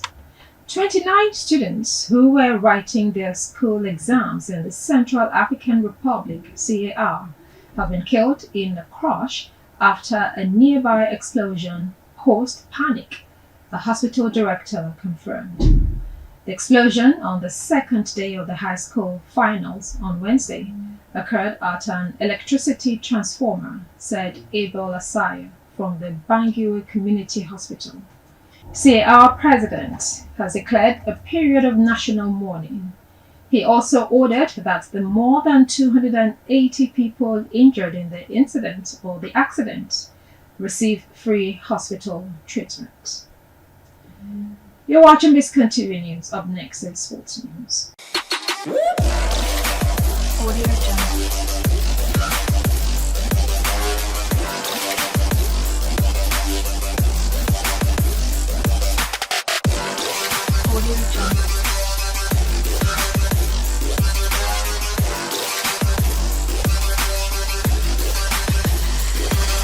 Hello and welcome to Sports segment on Biscon TV News. Manchester United are weighing up the possibility of parting ways with goalkeeper Andre Onana. Serious review, with AS Monaco now reportedly in active discussions to secure his signature. Onana's £47 million transfer last summer was meant to solidify United's goalkeeping position, but a string of inconsistent performances has sparked internal debates. Club officials are now open to original transfer fee. And now in the Club World Cup, Real Madrid and Al Hilal have progressed to the knockout stages of the 2025 FIFA Club World Cup after a convincing victory against their respective opponents. Vinicius Jr. scored one and set up another as Real Madrid secured a 3-0 victory over RB Salzburg on Friday to seal the top spot in Group H and advance to the Club World Cup round of 16. The 3-0 victory lifted Real Madrid to the top and will see Xabi Alonso's side now face Juventus in the round of 16. In the other game, Al Hilal beats Mexico's side Pachuca 2-0 to reach the knockout stage of the Club World Cup. The big spending Saudi club's first win of the tournament, enough to send them through as Group H runners-up behind Real Madrid. The 4 times Asian champions will meet Manchester City in Orlando on Monday. That's all on sports.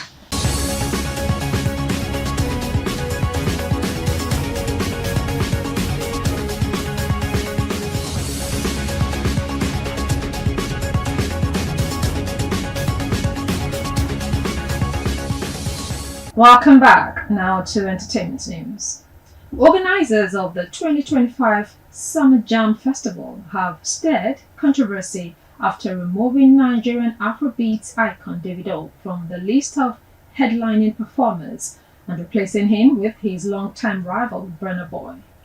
The update, shared on the festival's official Instagram account on Wednesday, June 25, immediately ignited a heated exchange between Davido's 30 BG fan base and Burna Boy's supporters, known as the Outsiders.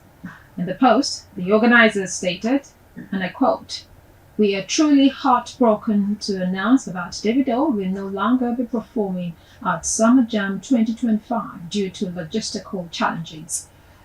But we've come up with a master plan, the return of the African giant."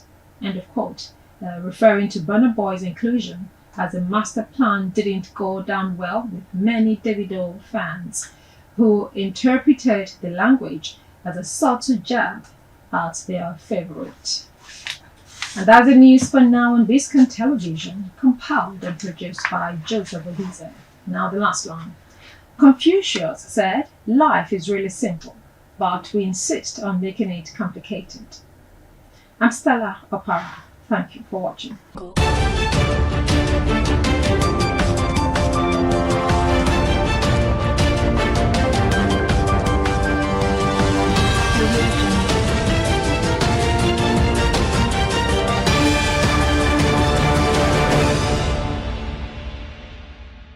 Every Monday on this station at 11 p.m., the spotlight comes on. It's the Biscon Show. From the heart of the action to your screen, BOS brings the glitz, the glamour, and the stories that matter.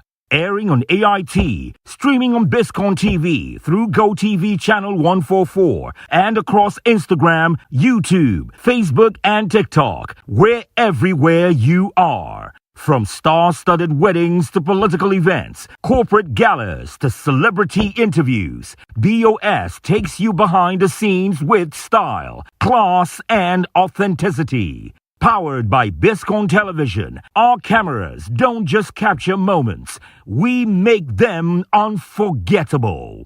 With crystal clear visuals, exclusive features, and premium storytelling, we bring you the faces, the voices, and the vibes that shape our world. Hosted by the legendary Prince Biscon, it's more than a show. It's a celebration of life, culture, and excellence. For news, events, and entertainment that shine bright, stay tuned. The Biscon Show. Every moment, pure magic.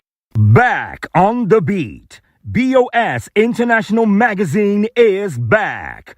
It's bold. It's fresh. It's everything BOS in print. By popular demand, the magazine you've missed, the one that once traveled side by side with the Biscon Show, is back. Reimagined for today, reborn for tomorrow. Once a flagship companion to the BOS brand, BOS International Magazine returns to reclaim its space, not just as a publication, but as a powerful extension of the BOS experience. From the vibrant pulse of people and politics to the fast lanes of sports and lifestyle. From the quiet corridors of influence to the vibrant streets that shape our culture. BOS International Magazine is your passport to the stories that matter. We shine the spotlight on the bold, the brilliant, and the beautiful. We capture the essence of Nigeria and the heartbeat of its people. We tell stories that inspire,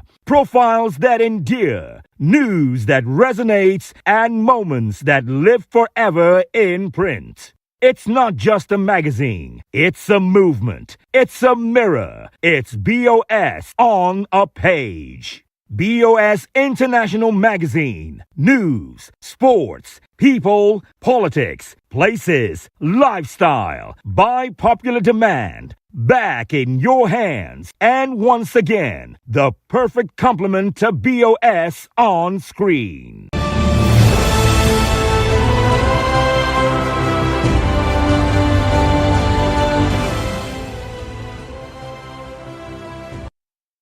The 2024 Vanguard Personality of the Year Awards was a grand celebration of excellence and impact held on Friday, April 11th, 2025 at the prestigious Eco Hotel and Suites, Victoria Island, Lagos. Hosted by Vanguard newspaper, one of Nigeria's foremost daily publications founded in 1984 by the veteran journalist Uncle Sam Amukakpemu, the ceremony brought together a remarkable constellation of dignitaries, public servants, traditional rulers, business leaders, and cultural icons from across the nation. Vanguard newspaper, headquartered in Lagos and renowned for its credibility, in-depth journalism, and balanced reportage, has consistently lived up to its motto, towards a better life for the people.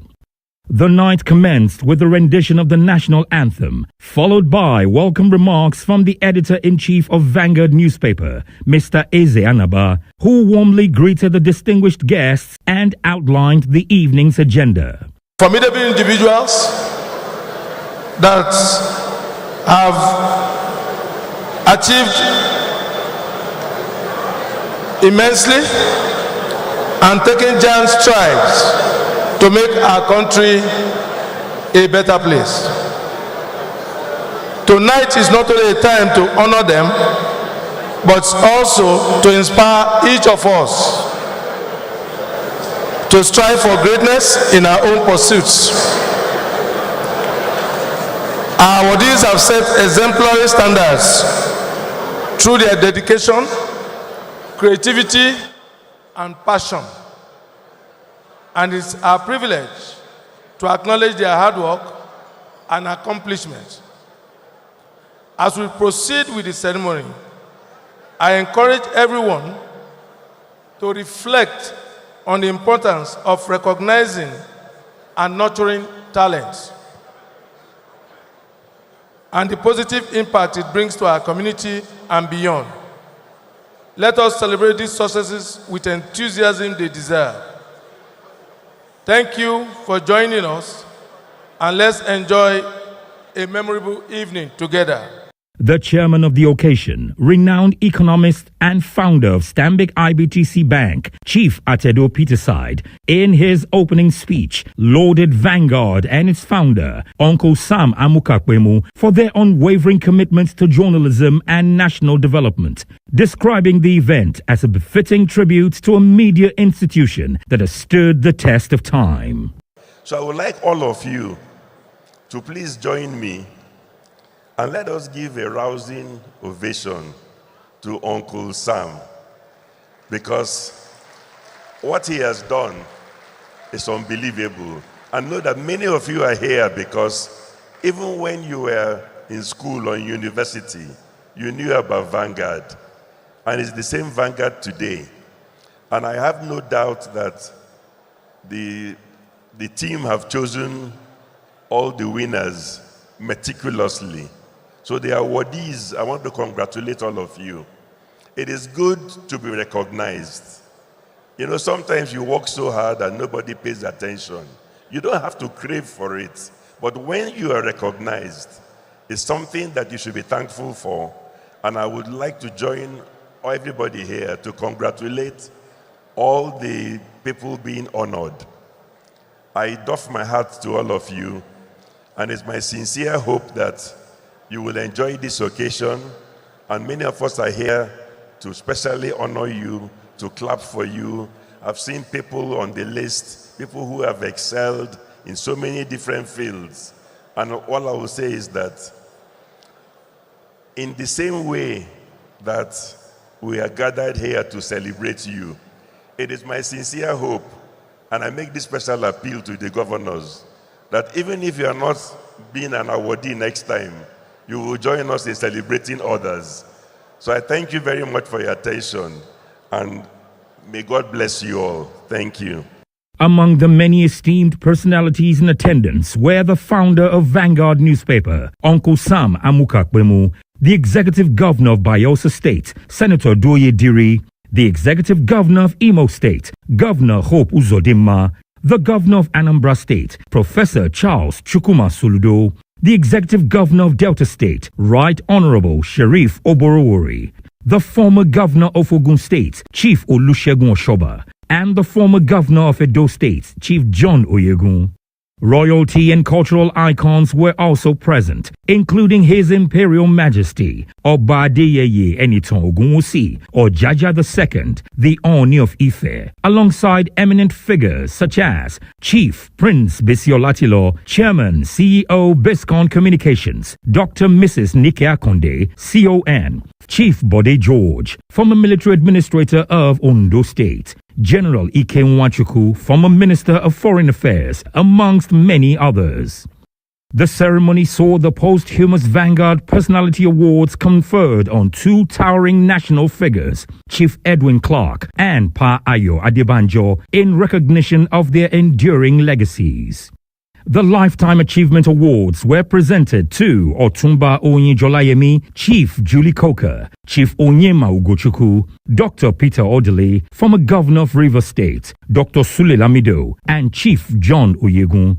Chief Dr. Mrs. Nike Davis Ekundaye also received a Lifetime Achievement Award for her cultural and artistic impact. Senator Olubi Fadeyi and Princess Dr. Rosemary Mkuatu were honored with the Vanguard 2025 Humanitarian Award for their outstanding contributions to community service and human upliftment. Mayodele Oshinowo was recognized as a grassroots development icon, while Mr. Franklin Neji received the Immigration Investment Icon Award. The Education Icon Awards were presented to Alailua Oba Dr. Adedokun Abolarin and Architect Sunday Echono, OON, for their passionate commitment to educational advancement.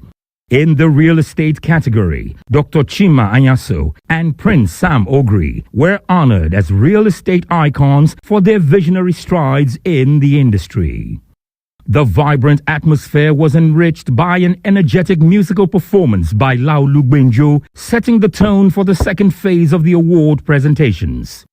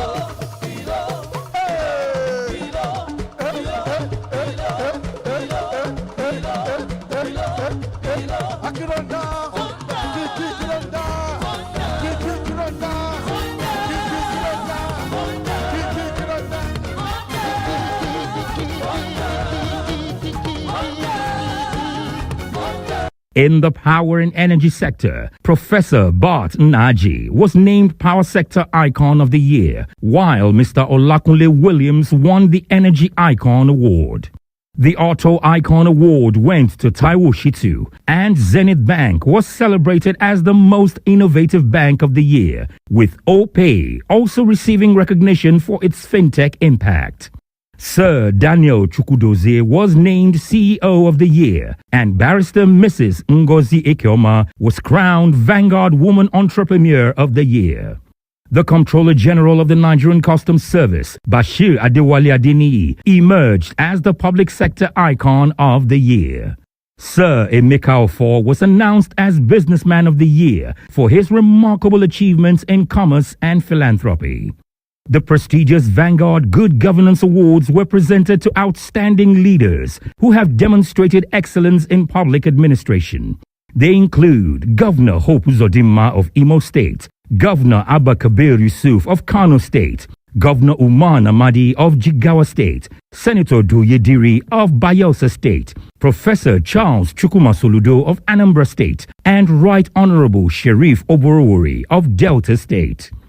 The evening reached its climax with the announcement of the most coveted recognition, the Vanguard Personality of the Year Award, which was bestowed on Dr. Adedeji Adeleke, the Pro-Chancellor of Adeleke University, Ede. His exceptional accomplishments in education, philanthropy, and business were celebrated with resounding applause. As the curtains drew on an unforgettable night, Mr. Dekoya delivered a heartfelt vote of thanks, expressing profound gratitude to the awardees, guests, and partners who made the event a success.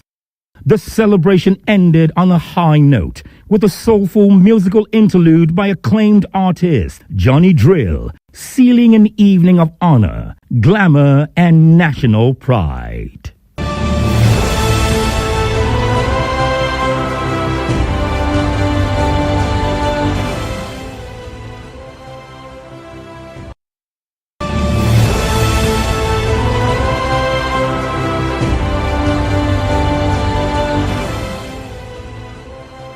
The 40th anniversary lecture of the Guardian newspapers with the theme, For the World to Respect Africa, and public presentation of the Guardian Federalist paper titled, Federalism is the Answer. If federalism is the answer, what is the question? Was held on Tuesday, November 28, 2023, at the National Institute of International Affairs, Lagos. In attendance at the event were President Bola Tinubu's representative, Information and Strategy Special Advisor, Bayo Ononuga. Governor Babajide Sanwo-Olu was represented by the Secretary to the State Government, Bimbo Sali Hunde. Ogun State Governor was represented by his Deputy Engineer Noimot Salako Idele. Chairman of the event and former Governor of Ogun State was Chief Olusegun Oshoba. Also present was Ogbeni Rauf Aregbesola, President, African Development Bank, Dr. Akinwumi Adesina, CON, who was the keynote speaker. There's also this keynote speaker, the Director General, Nigerian Institute of International Affairs, Professor Egosa Osagai. Chairman, Publisher, The Guardian Newspapers, Lady Made in Hebrew. Chairman, Editorial Board of The Guardian Newspapers, Professor Wale Omole. The CEO of The Guardian Newspaper, Professor Toke Alex Hebrew, amongst several guests. The event started with the national anthem, after which a minute silence was observed in honor of the founder of The Guardian Newspapers, late Mr. Alexander U. Hebrew. In his opening remarks, the chairman of the occasion and former governor of Ogun State, Chief Olusegun Oshoba, gave a historical overview of The Guardian and expressed joy that The Guardian is living to the expectations of its founder, late Mr. Alexander Hebrew. In her remarks, the publisher and Guardian, I want to thank God. I know wherever Alex is, and I know he's in heaven because he's such a good man. When he was buried with a copy of the Guardian. He went to heaven holding a copy of the Guardian, and Lady Medibu will confirm that a copy of the Guardian was by his side in the casket. So Alex is in heaven with Guardian, and today I'm sure he is very, very proud of what I call lady publisher. Lady Medina Alex took over the mantle of this newspaper at a very difficult time.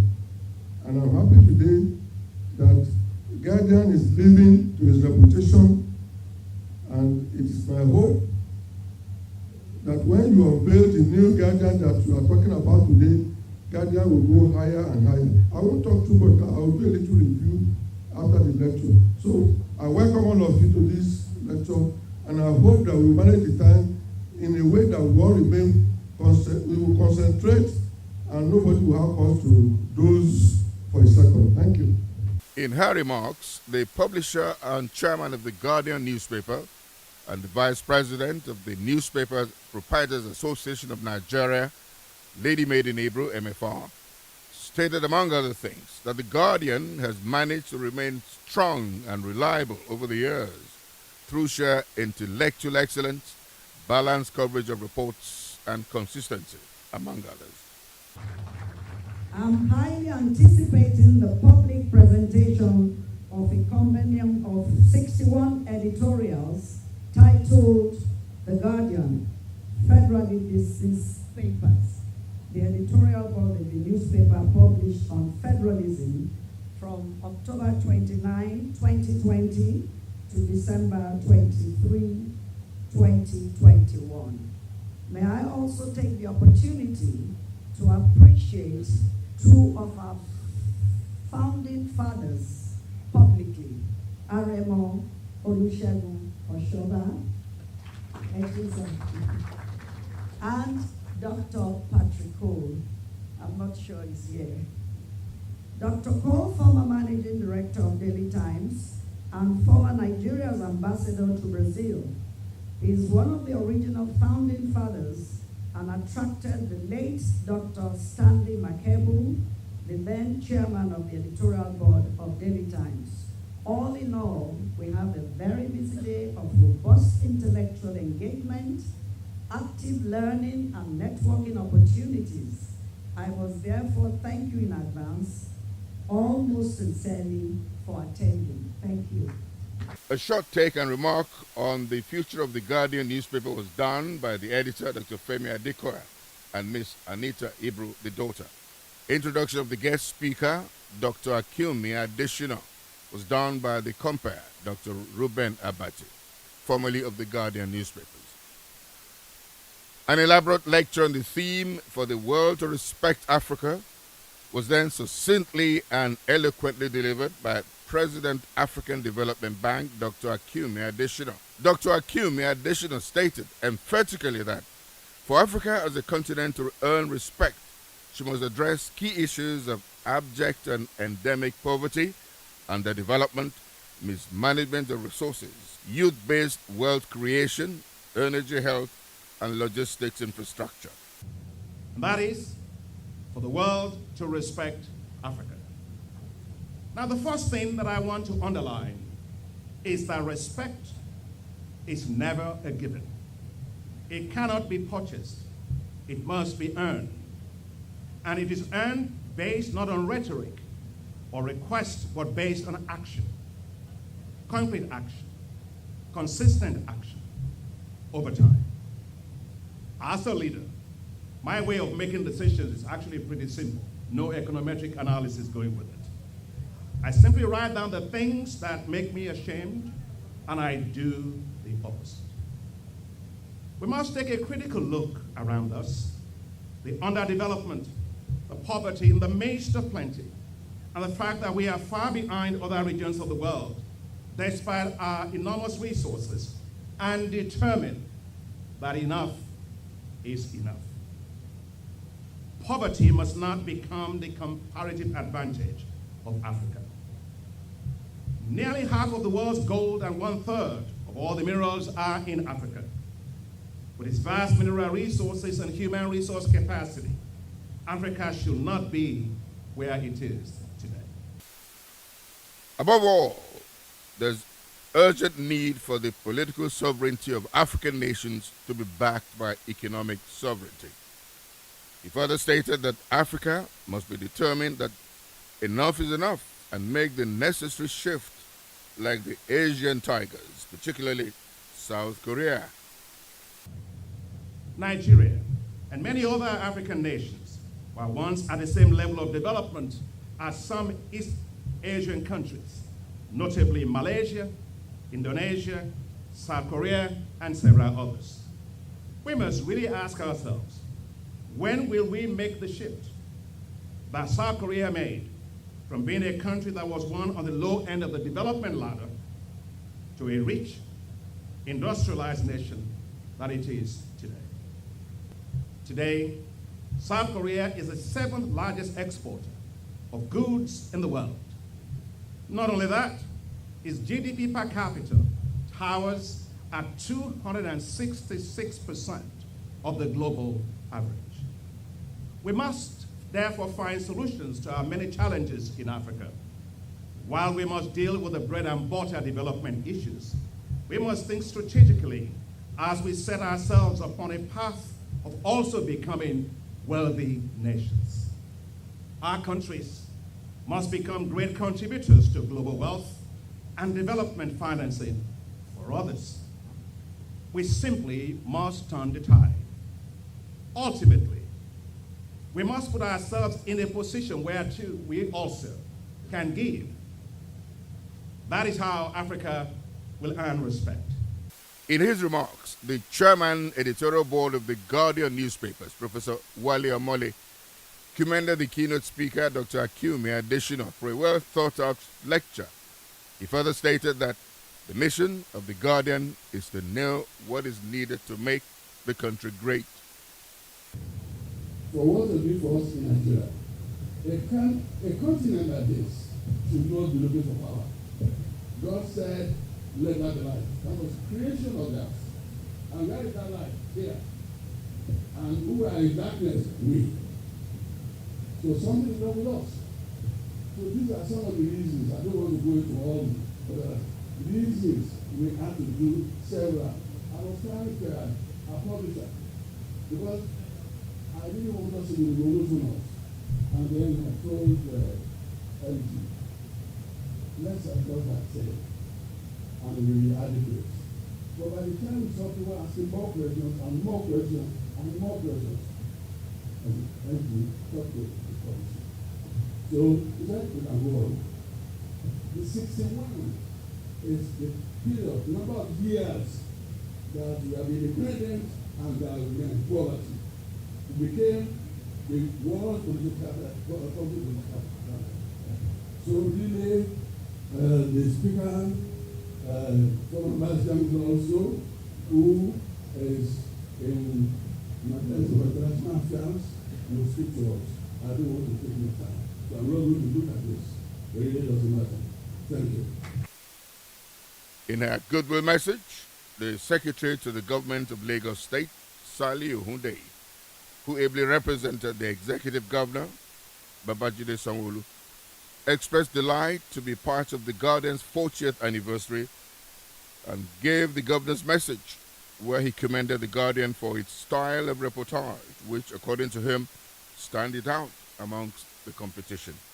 On behalf of the government and the good people of Lagos State, I wish you a happy anniversary. Mr. Governor would like me to let us know, I had said I will approach his speech, that since the inception of the Guardian newspaper in 1983 to date, the paper has professionally carried out its reportage with an unusual grace and quite distinction, which qualities stands the Guardian out amongst her peers. The Guardian newspaper has achieved great esteem in and outside Nigeria as one of the most authoritative newspapers in Africa. Hence, it has been, thank you, please clap, it is the truth. Thank you. Hence, it has been aptly described as the flagship of the Nigerian press. And that is why today we celebrate its 40 years of outstanding professional, impactful, resilient journalistic practice of the Guardian newspaper. You will all agree with me that the Guardian is a household name in Nigeria and Africa. In conclusion, let me once again heartily congratulate Lady Maiden Alex Ibru for the attainment of this laudable milestone with its credibility, integrity, and model intact. We're very certain that your husband, the late Mr. Alex Ibru of blessed memory, must be excited at the oak tree that this newspaper has become. Lagos is proud to be associated and to be your landlord always. Thank you. Thank you. On this note, I therefore wish you many more years of journalistic excellence, global understanding, and positive change. Thank you for listening. Thank you.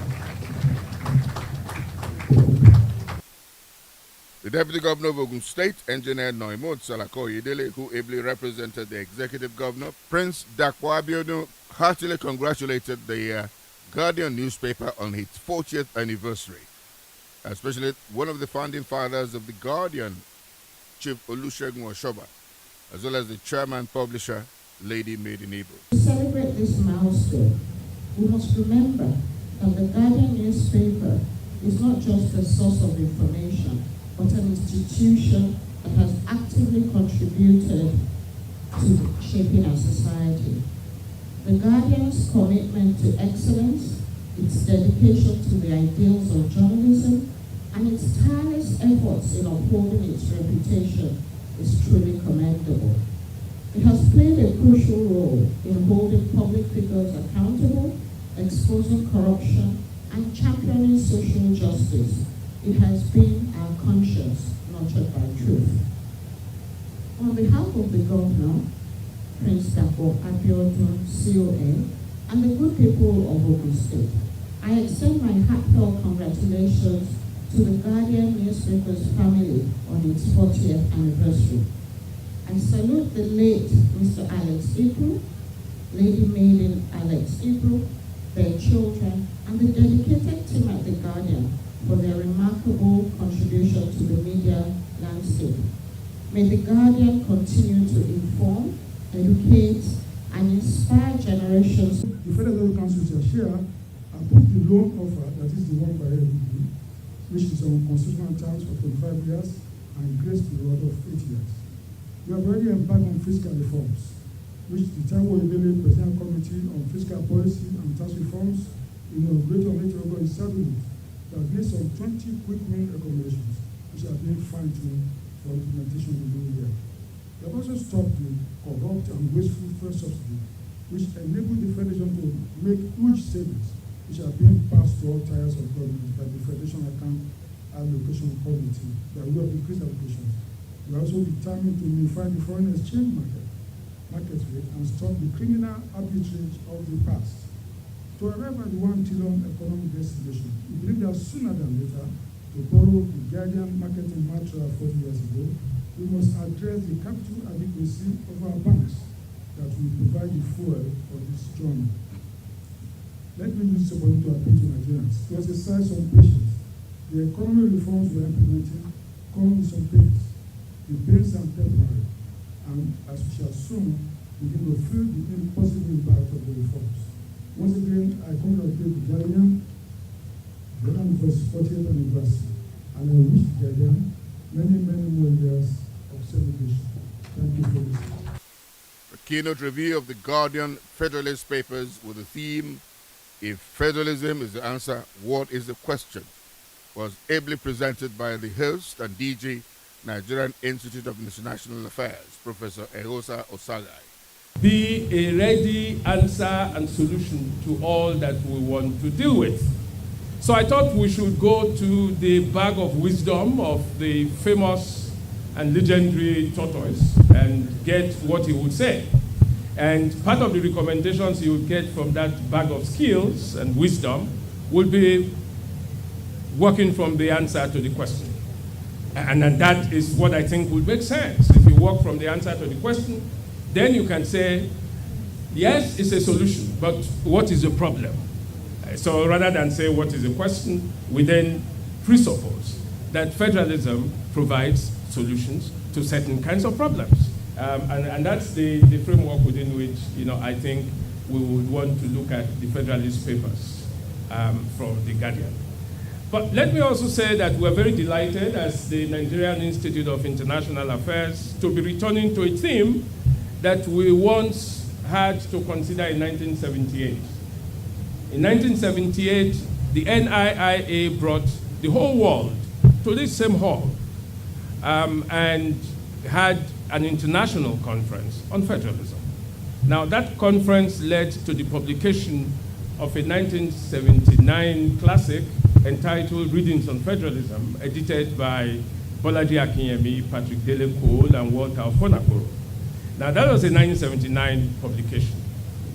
That conference was very significant Because that long ago, the world took Africa and Nigeria in particular so seriously that it believed we had things to contribute to the world of learning. Now, how be it in 2023, several years after, we no longer are considered worthy of such contributions. To the contrary, we now get invited to all kinds of summits where people tell us about ourselves, and we are hardly allowed to speak for ourselves. So I'm glad that President Adesina has made the point that we should have a reversal, and the NIA stands strongly for that summits on Africa must happen in Africa. The event featured the presentation of the book, Federalism is the Answer, which was coordinated by the chairman of the occasion and former governor of Ogun State, Chief Olusegun Oshoba, CON. Vote of thanks was given by the CEO of The Guardian, Toke Alex Ibro. Biscon Communications congratulates The Guardian newspaper on its 40th anniversary.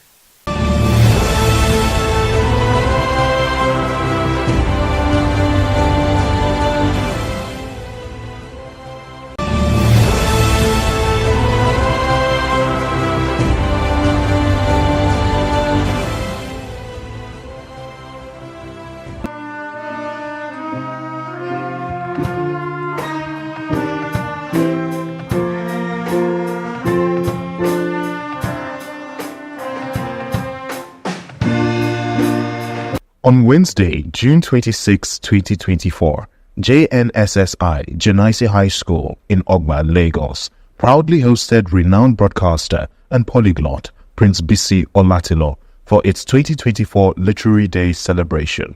The vision to establish JNSSI Genaisi School was divinely revealed to Pastor Mrs. Bukola Oladin, the esteemed wife of Apostle Wole Oladin, General Overseer of Christ's Living Spring Apostolic Ministry, CLAM. This vision aims to create a world-class Christian educational institution dedicated to nurturing children with sound morals, impeccable character, and integrity, fostering transformational leadership rooted in the scripture of Psalm 144:12. The event commenced with an opening prayer by Mr. Olawale, followed by the national anthem. The school choir then delivered a moving ministration, setting a reverent tone for the day. Glory to the Father, you deserve the praise. Lead me to your heart, go show me my sin. Glory to the Father, you deserve the praise. Lead me to your altar, go show me my sin. Yeah, I just send them kneeling down to be home with my son. They don't get it. I can get anything if I already want. You don't get it. I always feel back on my bank account was meant. Take my girls to shop and read the 99 to get the one. This is life for them. I ain't making music just for fun. Glory to your name. Father, I pray that your kingdom come. And when she does on my ears, I pray. Not you with the wrong. Make my heart be more like Hezekiah. Say that and it's done. Breakthrough, Lord Jesus, I need breakthrough. I've been doing this, I made the Father have to break you. Living in my shame, not the Father in the break you. But I don't even know the song, the water will break you. The water will break you. Yeah, the cross will break you. In his welcome address, Principal Mr. Shola Agumbiade extended a special welcome to Prince Bisi Olatilo, emphasizing the significance of Literary Day and outlining the day's agenda. What is the essence of this Literary Day that we are holding? We as school leaders and teachers, we remember that at a time in our lives we were in the secondary school. And what we have become today were actually shaped by the things and activities that our teachers and school leaders introduced us to. The things that they made us to participate in were the things that have shaped our today. And then we now believe that we owe it a duty to our students to ensure that we also introduce them to platforms that will benefit their future. Some of the things you are doing today you may not understand. They asked you to do debate. Remember, just last week we had a debate competition, inter-school debate competition here, and today we are glad to have the winners of that competition in the house to receive their trophy, which will be presented by our special guest. It is part of the literary culture, debate, quiz competition, media, journalism. I am not sure that there is any renowned and acclaimed journalist or media person in the world today that never had anything to do with either press club in the school, in the secondary school, or doing something literary during their secondary school days. It is the foundation of a great future in the media. It is the foundation of a great career in the media. And that is why we have in the house today our special guest who will be talking to us about global career in the media, global career in journalism, what you can become that you never knew, the great opportunities that are out there for you if you are committed to press club, to literary things in the secondary school. The program featured a multilingual news presentation by the students, captivating poetry and sonnet recitations, and a thought-provoking talk show with the topic Nigeria, Then and Now. The school orchestra band provided a delightful performance, adding a musical highlight to the celebration.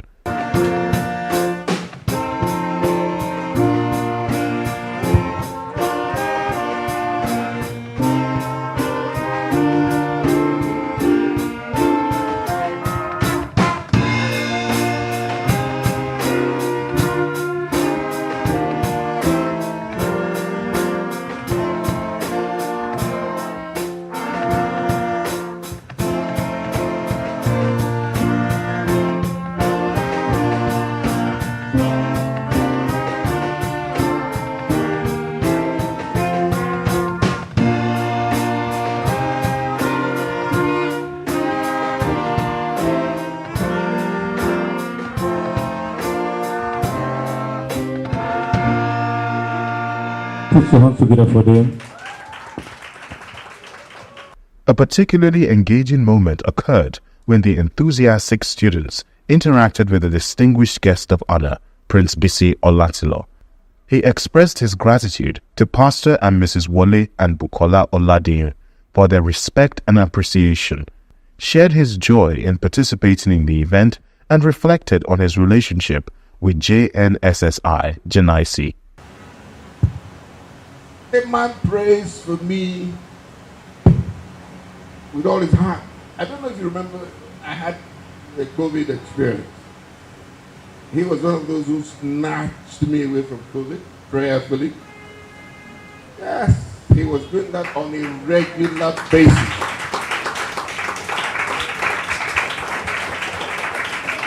So tell me if I will not be offending God. If they say jump, before they say jump, I'll say hi, I'm here. So that's a man who really loves you.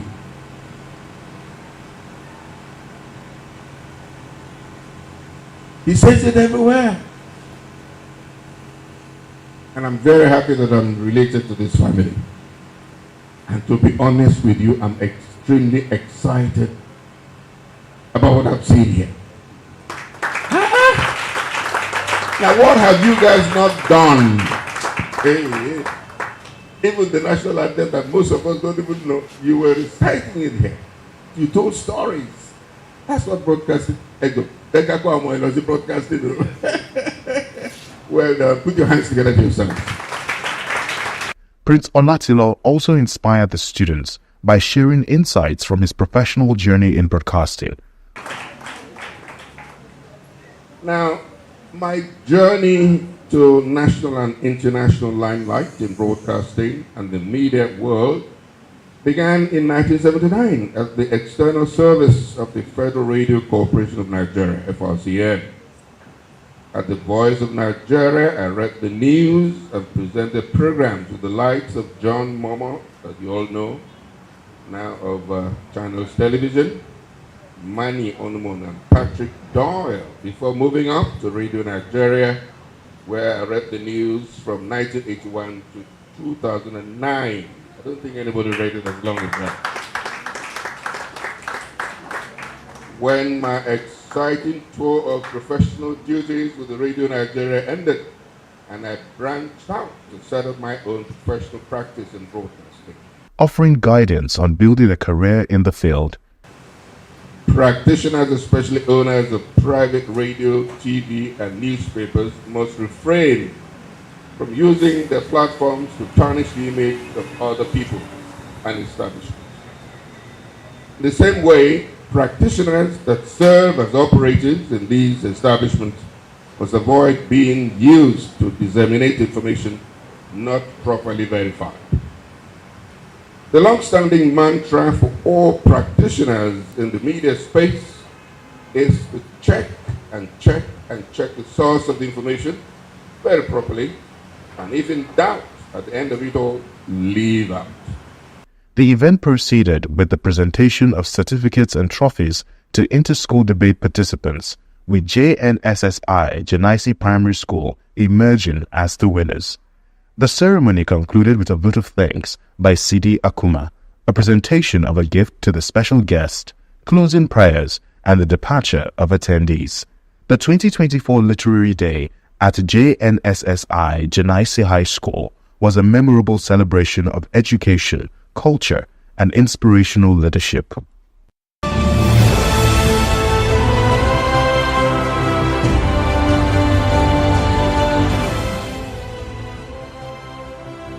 Back on the beat. BOS International Magazine is back. It's bold, it's fresh, it's everything BOS in print. By popular demand, the magazine you've missed, the one that once traveled side by side with the Biscon show, is back. Reimagined for today, reborn for tomorrow. Once a flagship companion to the BOS brand, BOS International Magazine returns to reclaim its space, not just as a publication, but as a powerful extension of the BOS experience. From the vibrant pulse of people and politics to the fast lanes of sports and lifestyle. From the quiet corridors of influence to the vibrant streets that shape our culture. BOS International Magazine is your passport to the stories that matter. We shine the spotlight on the bold, the brilliant, and the beautiful. We capture the essence of Nigeria and the heartbeat of its people. We tell stories that inspire, profiles that endear, news that resonates, and moments that live forever in print. It's not just a magazine, it's a movement, it's a mirror, it's BOS on a page. BOS International Magazine. News, sports, people, politics, places, lifestyle. By popular demand. Back in your hands. And once again, the perfect complement to BOS on screen. Every Monday on this station at 11 p.m., the spotlight comes on. It's the Biscon Show. From the heart of the action to your screen, BOS brings the glitz, the glamour, and the stories that matter. Airing on AIT, streaming on Biscon TV through GoTV Channel 144, and across Instagram, YouTube, Facebook, and TikTok. We're everywhere you are. From star-studded weddings to political events, corporate galas to celebrity interviews, BOS takes you behind the scenes with style, class, and authenticity. Powered by Biscon Television, our cameras don't just capture moments, we make them unforgettable. With crystal clear visuals, exclusive features, and premium storytelling, we bring you the faces, the voices, and the vibes that shape our world. Hosted by the legendary Prince Biscon, it's more than a show. It's a celebration of life, culture, and excellence. For news, events, and entertainment that shine bright, stay tuned. The Biscon Show. Every moment, pure magic.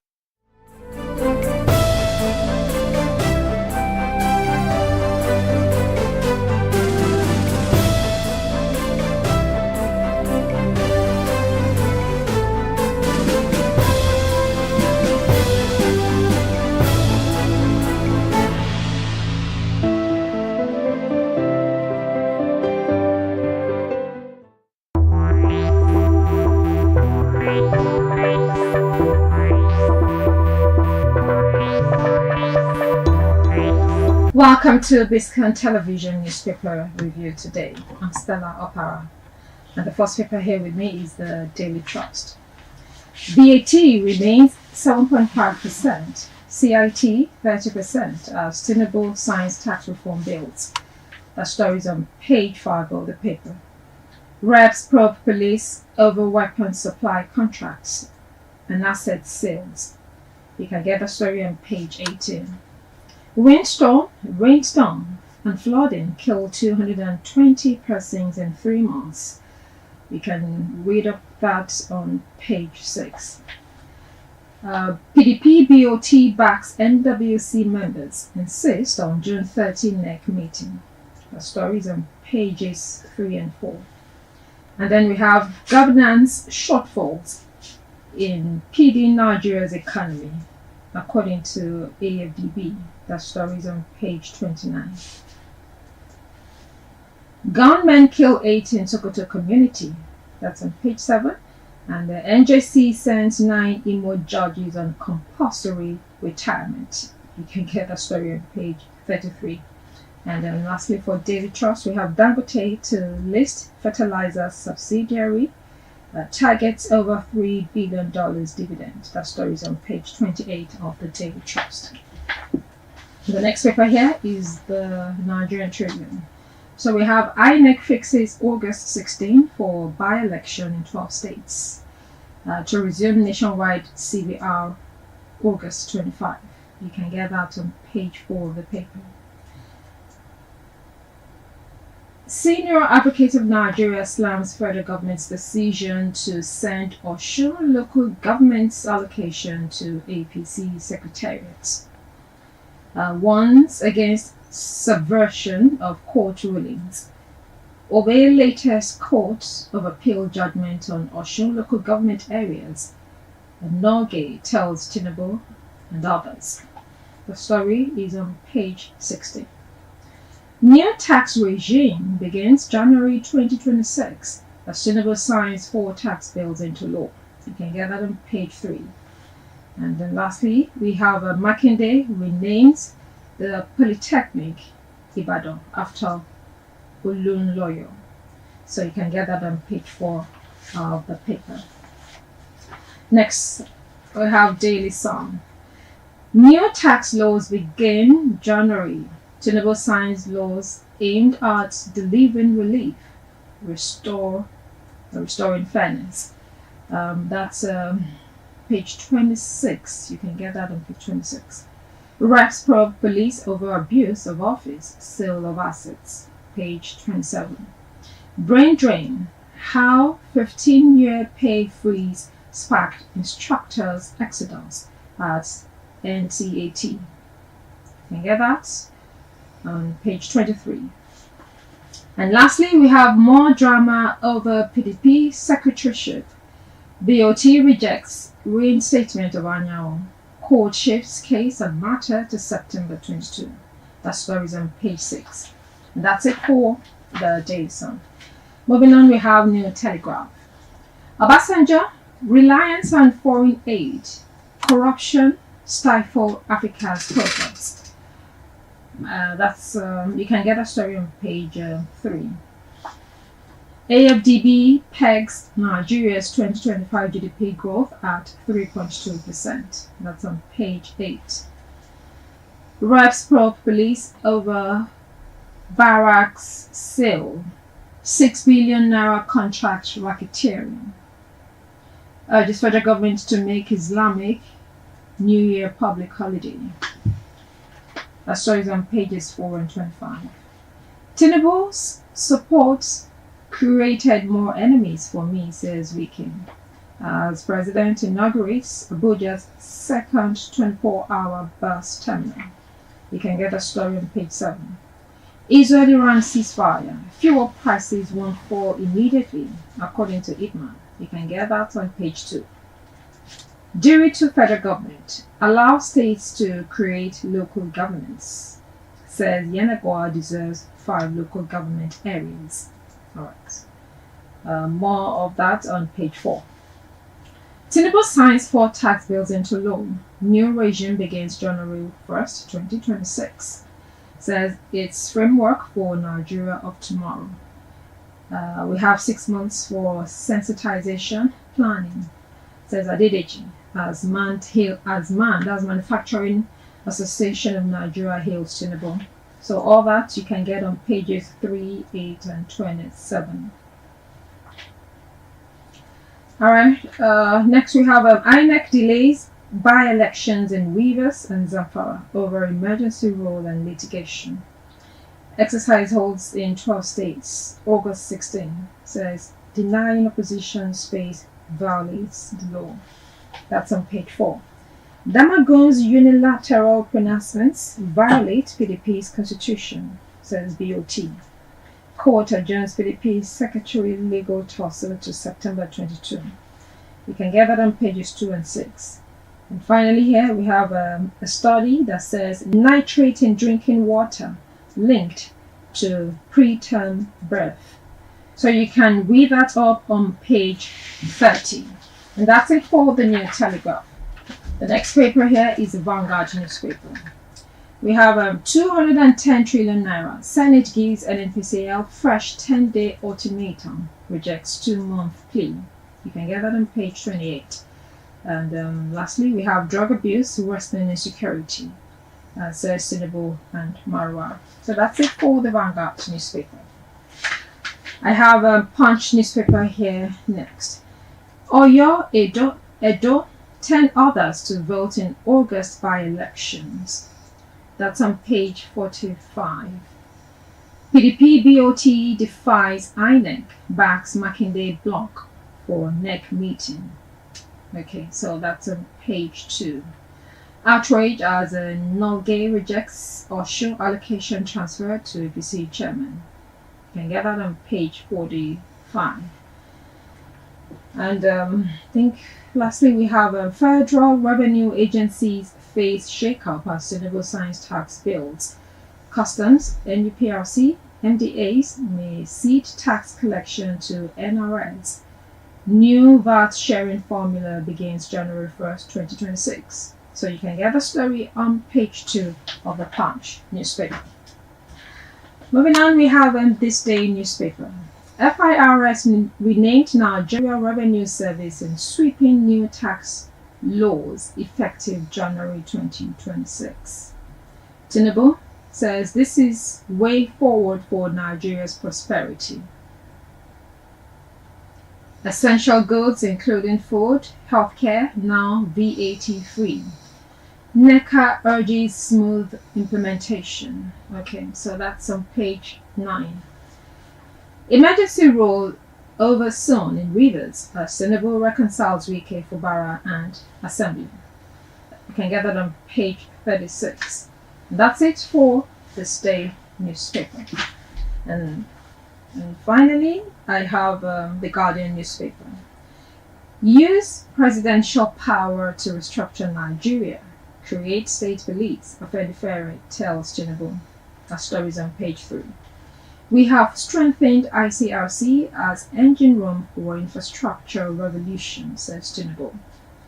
That's on page 7. San slams federal government, alleges bid to divert Osun local government allocation. That's on page 28. How erratic supply shortchanges banned A households and industries. So that's a big story on the Guardian newspaper, which is on pages 4 and 5. Moving on, we have Senate turns heat on NNPCL over 210 trillion naira audit mess. The story is on page 3. Cautious optimism as Nigeria treads new tax terrain from January 2026. You can get the story on page 6. PDP BOT opposes Anyanwo's reinstatement as court sets September 22 for National Secretary dispute. The story is on page 6. And INEC to conduct by-elections, resume voter registration in August. You can get the story on page 7. Marwa links 90% of terrorism and violent crimes to drug use. That's on page 30. And lastly, we have Falana asks AGF to drop criminal cases against free speech. So that story is on page 7. And that's it for newspaper review today on Biscon Television. I'm Stella Opara. Thank you for joining us.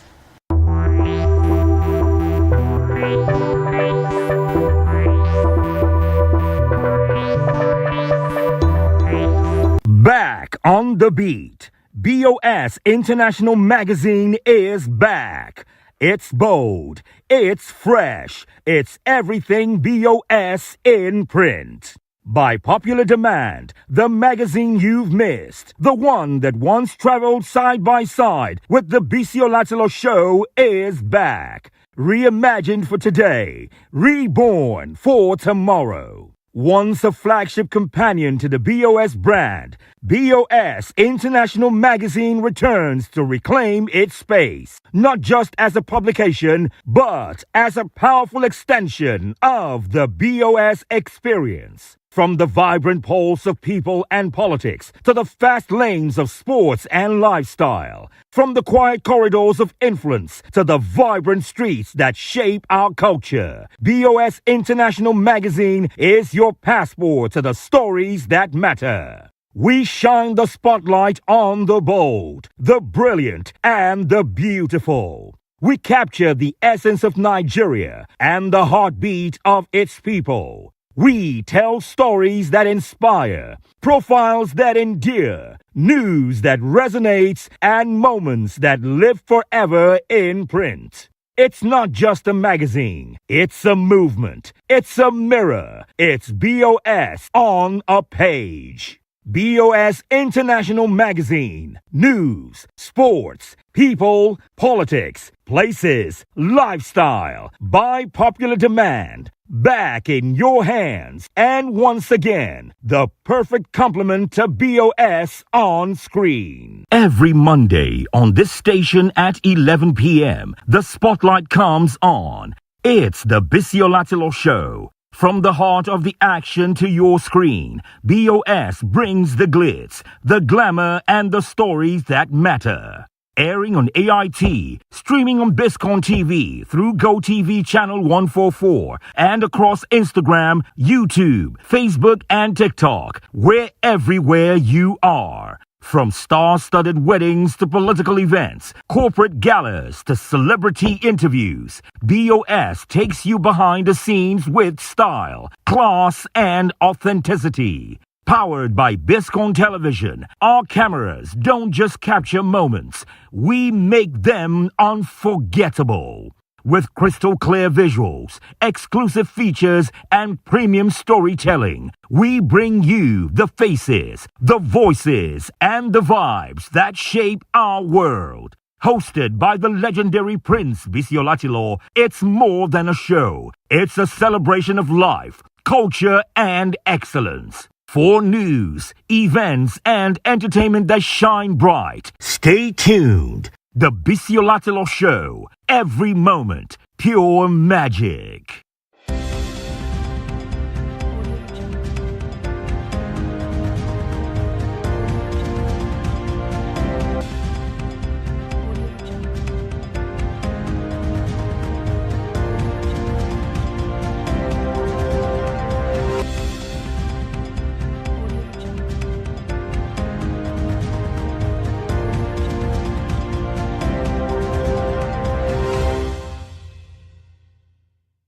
Dika, goodness a devil. Onye Dika, goodness a devil. Congratulations to you.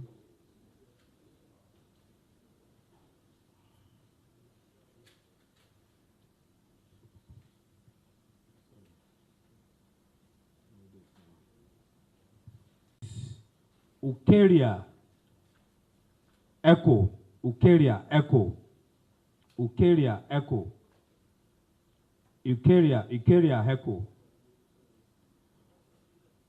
Ukeria is not here. The next person is Muiz Folani Eko. Muiz Folani Eko.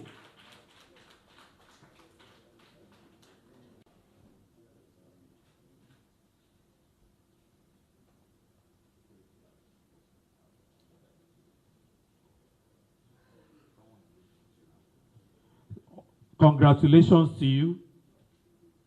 Tony, please come forward. Eko, your form is not signed.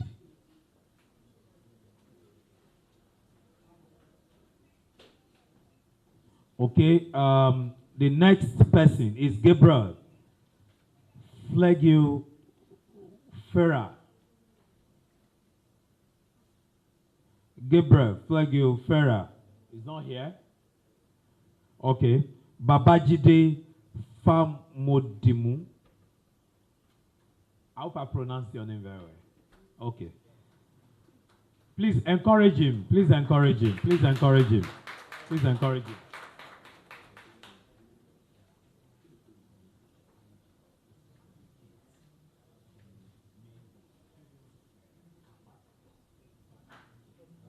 The next person is Fred Fonda. Fred Fonda. Encourage him, please. Fred Fonda. Please encourage him.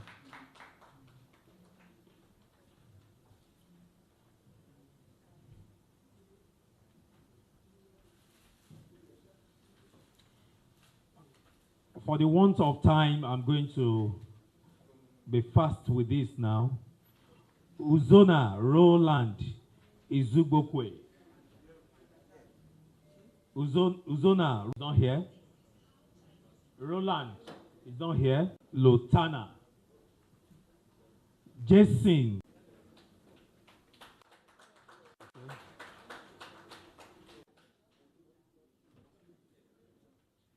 What's the name? Okay.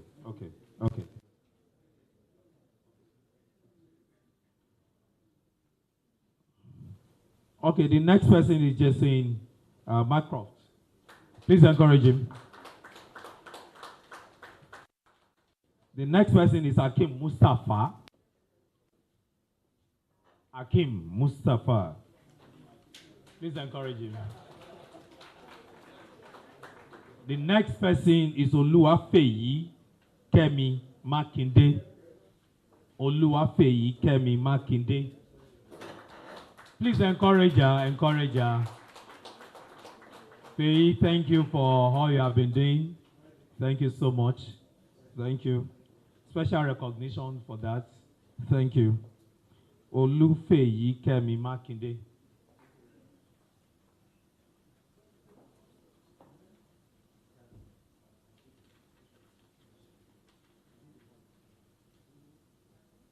A copy of what?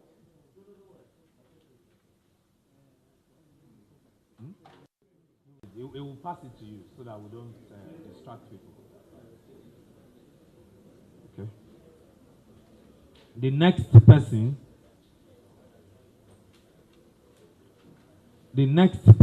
is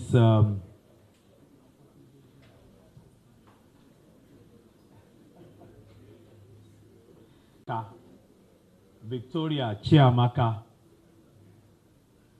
Victoria Chiamaka. The next person is Chiamaka Vivian. Please encourage him. Next is David Muiwa Olojo. David Muiwa Olojo. Next is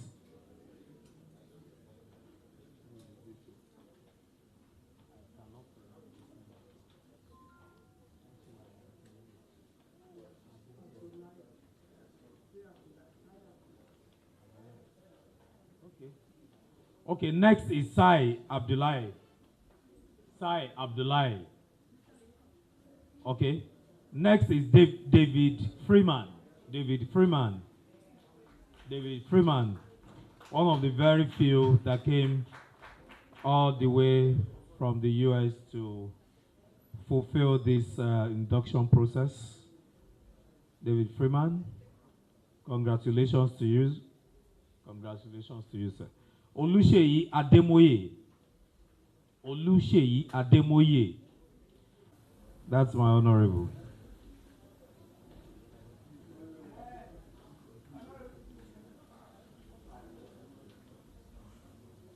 Next is Oyebanji Olanrewaju. Oyebanji Olanrewaju.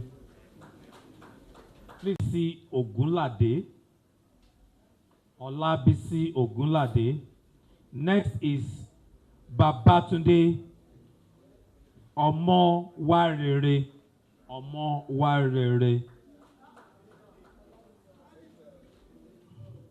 Please, a round of applause for him.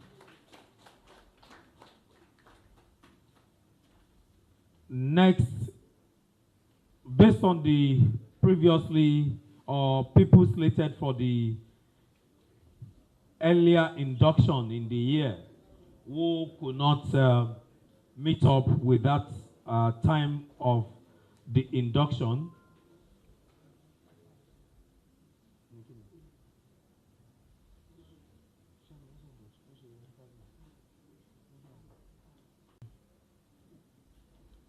Next is Olufemi Aworinde.